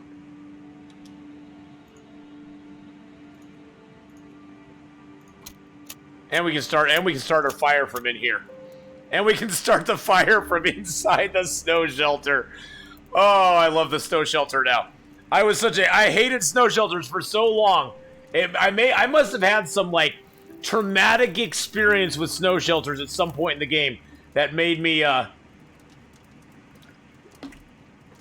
that made me like never like them or something. I don't know. Maybe I just had a traumatic experience. Because now I love them. Now I genuinely love snow shelters. You should laugh at -1. I'm laughing in -1's general direction.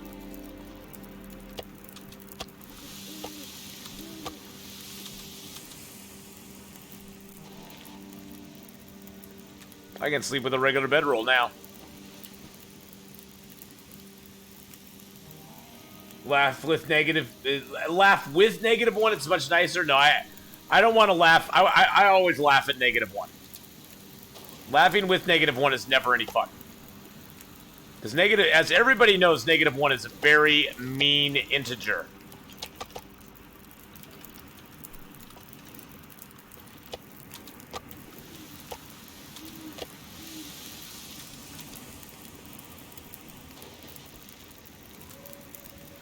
Woo! Vorson just subbed it with a Twitch Prime sub! Where did I get to catch a Oh. keep up with you on YouTube? Oh, Vorsan, thank you so much for the 2-month Twitch Prime sub. Appreciate that very much. Appreciate you watching on YouTube, of course. Of course, I understand time differences are a big thing for a lot of people, but it's so wonderful to have you by for today, though. I mean, that's awesome, my friend. Thank you so much for coming by and hanging out. Okay, I can't put that back there for some reason.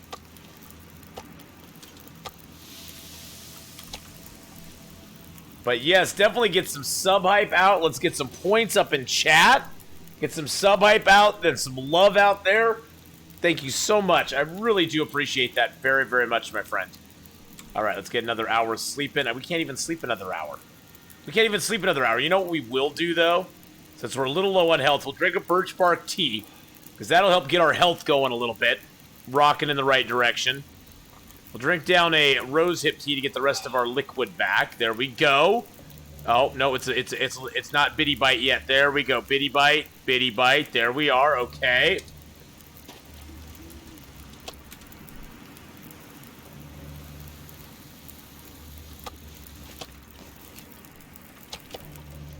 I have become a believer in the snow shelter, guys. I know it's shocking that Athenon is a beaver believer in the snow shelters now, but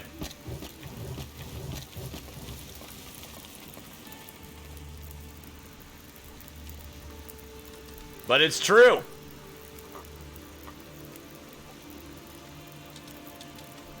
Did a wind just come up and knock my fire out?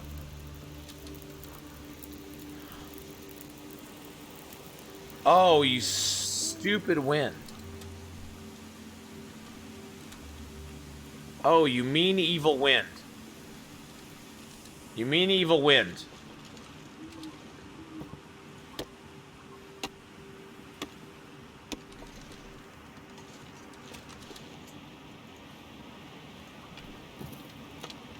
I tell ya. Keep forgetting it's Saturday. Yes, it's Saturday, Wildane. Woo! See, it's +1 inside my snow shelter, too. Fingers feel numb. Actually, it's +1, so let's just use the regular bedroll in here that gives us +3. We aren't even going to sleep for more than an hour, so.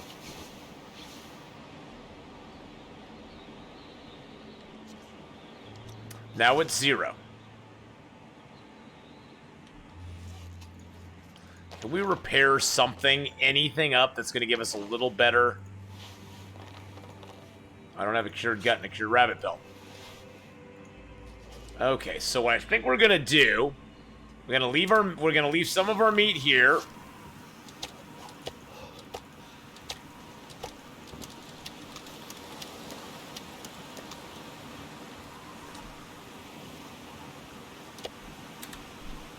Eat that down. And we're gonna leave the snow shelter here. We're gonna make our way up to the cave and get some of this stuff curing, because we have a bear hide on board now that can either repair our coat or our sleeping bag. And we need both of them repaired at some point, but the bear hide sleeping bag you can repair all the way from 50% to 100% in one go with one hide. and our mending is good enough now that we don't have a chance of failing anymore. We have a 100% chance of succeeding on a repair, which if we were playing XCOM 2, that would mean we would have at least a 3% chance of failing. But in Long Dark, 100% chance is pretty much a 100% chance. So, we're going to go for it. Leroy Jenkins.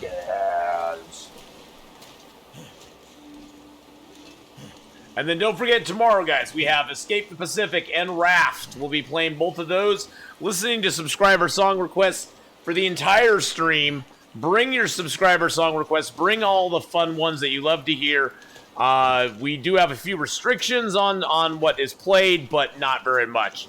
Mostly it's time restrictions. Sometimes there's country restrictions because it doesn't want to play it from a certain country. Have I ran into any wolves yet? Oh yeah, X Factor. I've run into a bunch of wolves. We've so far killed 99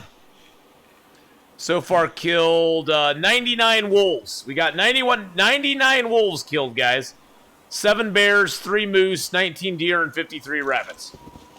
Escape the Pacific Sword and Leaf is a early access.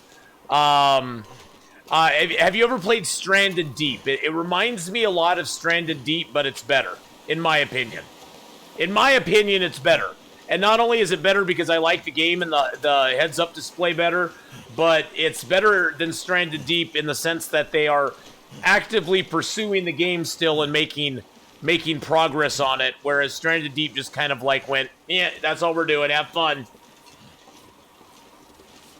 So, but yeah, it's sort of like Stranded Deep in a way, but I like it a little bit better than Stranded Deep. They've added some complexities to it lately that make me go, ooh, that's kind of fun. 99 wolves and a dog ain't one. Well, we're going to go for 90. We're going to go for Wolf 100 in just a minute. But how you doing, X Factor? I hope you're having a nice day and things are going good for you. We're playing this little game called The Long Dark, which we kind of like this game.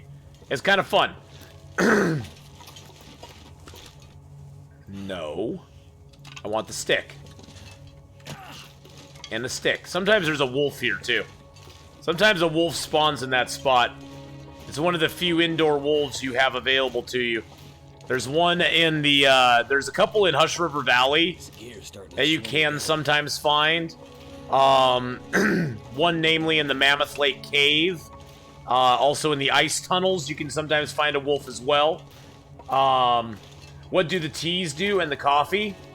Well, the rosehip tea fixes your sprains, and it also takes care of any pain issues you might have. The mushroom teas take care of intestinal parasites, I believe dysentery, food poisoning. What else does that one do?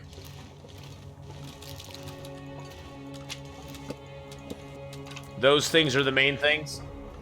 Just started playing yourself. Oh, well, X Factor, this is an amazing game. I've now been playing it for over 3 years on Twitch and over 3,750 hours on Twitch. So I've been playing it for over 3,750 hours, and most of that's here on Twitch. I played very little of the game without streaming it. It's such a fun game, though. It's such a fun and amazing game. It has such possibilities. No free bird. No free bird, my friend. The birch bark tea gives you 6% health over a 2-hour period. The herbal tea for 6 hours, it gives you increased health regeneration or condition regeneration for 3 hours time, or for 6 hours time. And the coffee for an hour, it gives you an immediate boost in your overall stamina, but it also keeps that boost going for like an hour. And then any of those teas, if you warm up any of those teas, you get a 1 hour bonus. If you drink the whole tea, you get a 1 hour bonus to your warmth level, which is kind of nice.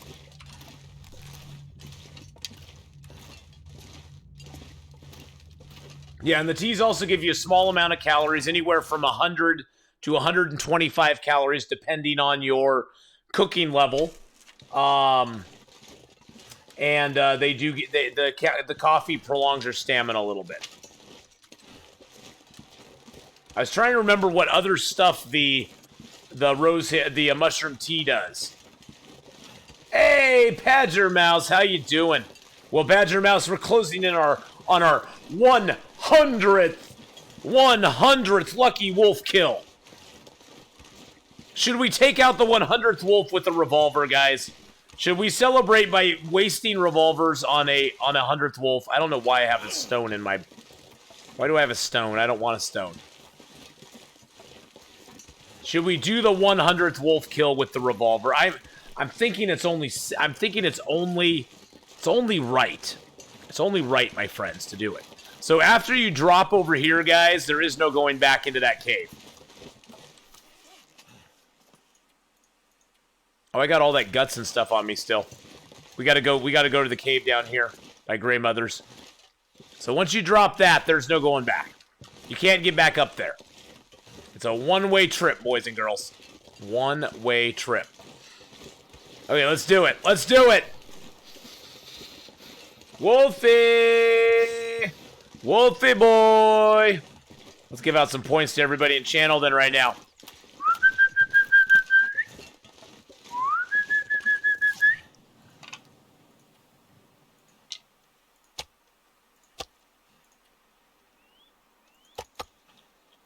Wolfie boy! There you are.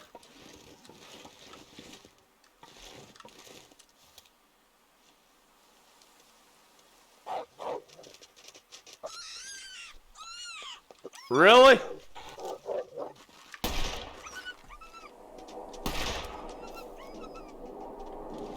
Really? You ignored me. You ignored me. I had guts and everything, and you ignored me. How dare you ignore me? How dare you? How dare you ignore me, Wolf? Don't ignore me, man. Don't hurt my feelings in that way. Lynette, how are you? Hello, hello, darling. We're only 10 hours in. It's not been that long of a stream. We're doing fine. We're doing fine.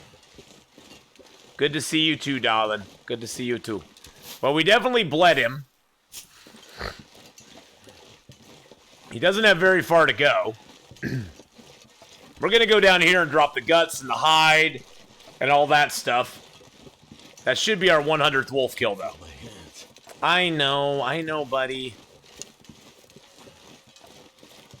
I know. Well, Lynette, we have traveled to Bleak Inlet. We have traveled to Bleak Inlet. We have already made our stuff and things. So we are basically free to do whatever we want now.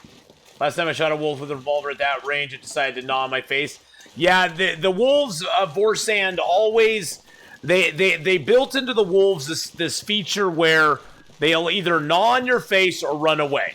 You got like it basically rolls a dice and it gnaws on your face or rolls away or runs away. One or the other. That one decided to run away.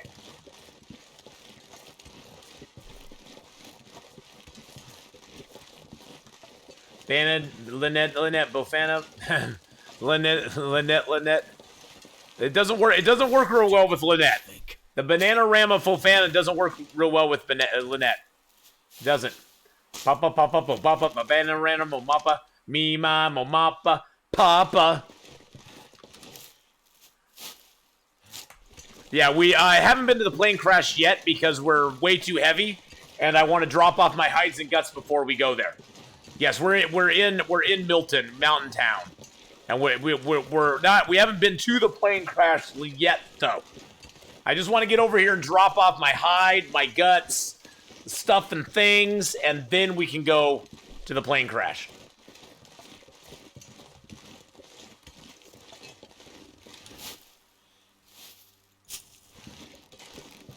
Ah! And we got a lot of other things and stuff on us. I'm so horrible. I'm such a hoarder in this game. I just want it all. I want it all, and I don't want to let go of anything. I never want to let go of it. It's mine. Mine.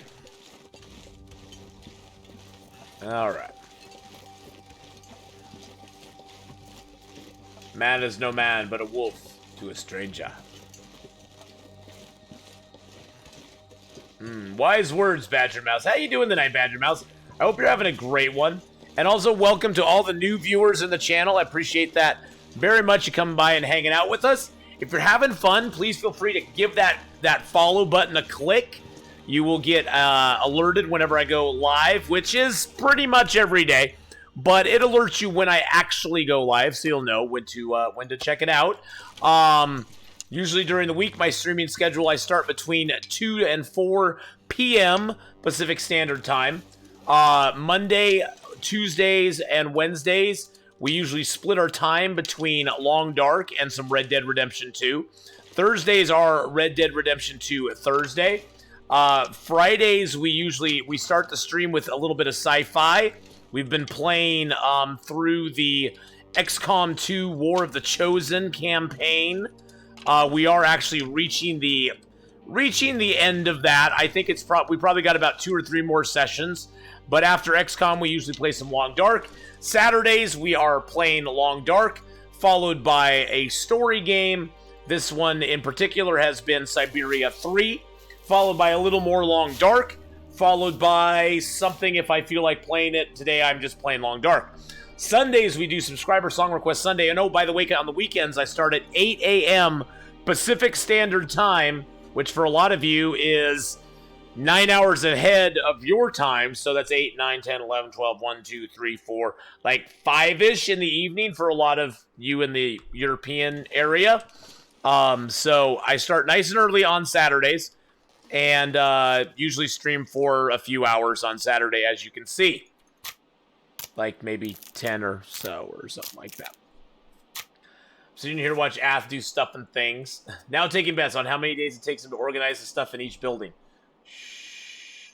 No Pilgrim. No Pilgrim. Doing stuff, Lore. Thanks. Things.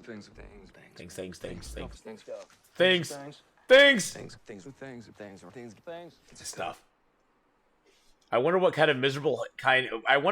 miserable kind of handicap would make Ath do a Pilgrim run. Al, I can't think of one, honestly. I did do the Nomad challenge naked.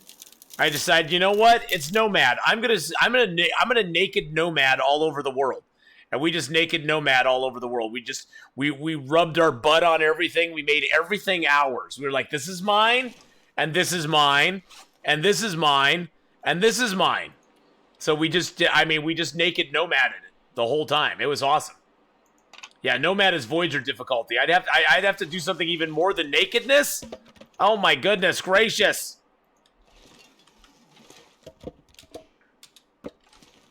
I couldn't even rub my junk on it or nothing. Jeez Louise, what a deal. Okay, let's drop that. Let's grab a couple pieces of cedar.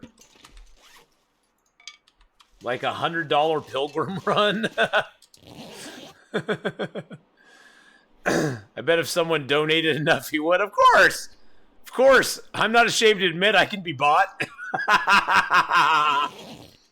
It was actually snowing here, Lynette. It's all gone now. There's a little remnant left on a few little trees out there, but it's pretty much all gone. Yeah, but it was the first sticking snow of the season. Hey, I can be bought. I have no shame. I have no shame. You throw enough money at me, I can be bought. So, I mean, I would pretty much, if I did like a Pilgrim run, here would be the interesting thing if I did a Pilgrim run. If I did a Pilgrim run, you know what my rule would be? I could only take one item from each location. I could arrange all the other items however I wanted, but I could only take one item from a location. Once I took that item from that location, I could never take anything from that location again. So I go to the camp office, I can take one thing. That would make it kind of interesting. I would think anyway. I don't know about you, but that would make it interesting for me.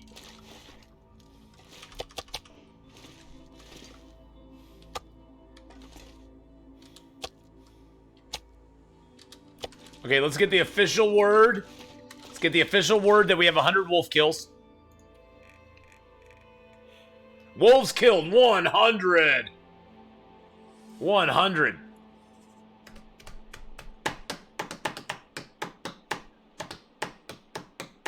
Or we could do it.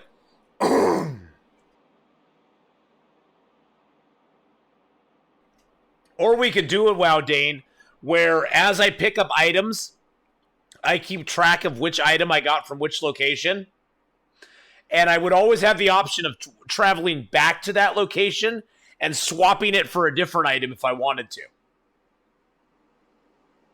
So if I got like a lot, if I found a bedroll and I picked that up, but then I found at another place there was a bedroll and, you know, I remember, oh, there was an axe also back at the original place. I could go back to the original place, drop off the bedroll, pick up the axe, and so I could only be carrying one item from a location at a time. It would take some paper trail, though. We'd have to keep track of where I got stuff. That's the only thing. So I don't know exactly how that would work, though. It'd be interesting, though. All right, so we got some feathers, got some stuff, we got some things. Got our stuff there.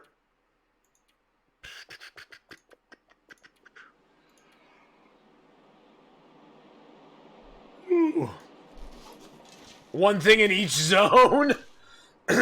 Wow. Also, you can't do any forging of stuff. Oh, wow. But would I be able to pick up whatever I wanted outside? If I ran across basically any loot I found in the wild, I could pick up. But I could only pick up one item from a house, or say the summit counts as a location. Or we could say, yeah, it's like the summit, though, I could pick up one item at. I would count the summit as one location, guys. I don't know. Maybe not. Otherwise, the summit becomes way OP.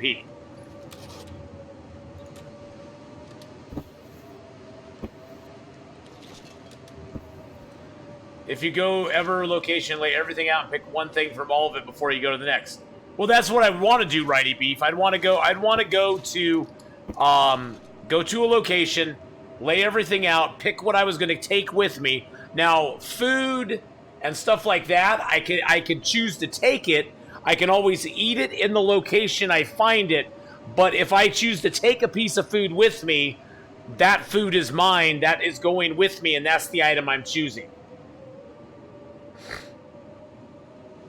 Does that make sense? So I could eat the food at the camp office, but I couldn't take it with me unless I chose that as my item. So it would force me to roam a lot. It would force me to roam a lot, because otherwise I'd just, you know, curl up in a ball. It'd be interesting. Oh, you go to CH, you get everything from indoors and choose one item. You can only use rifle, no revolver.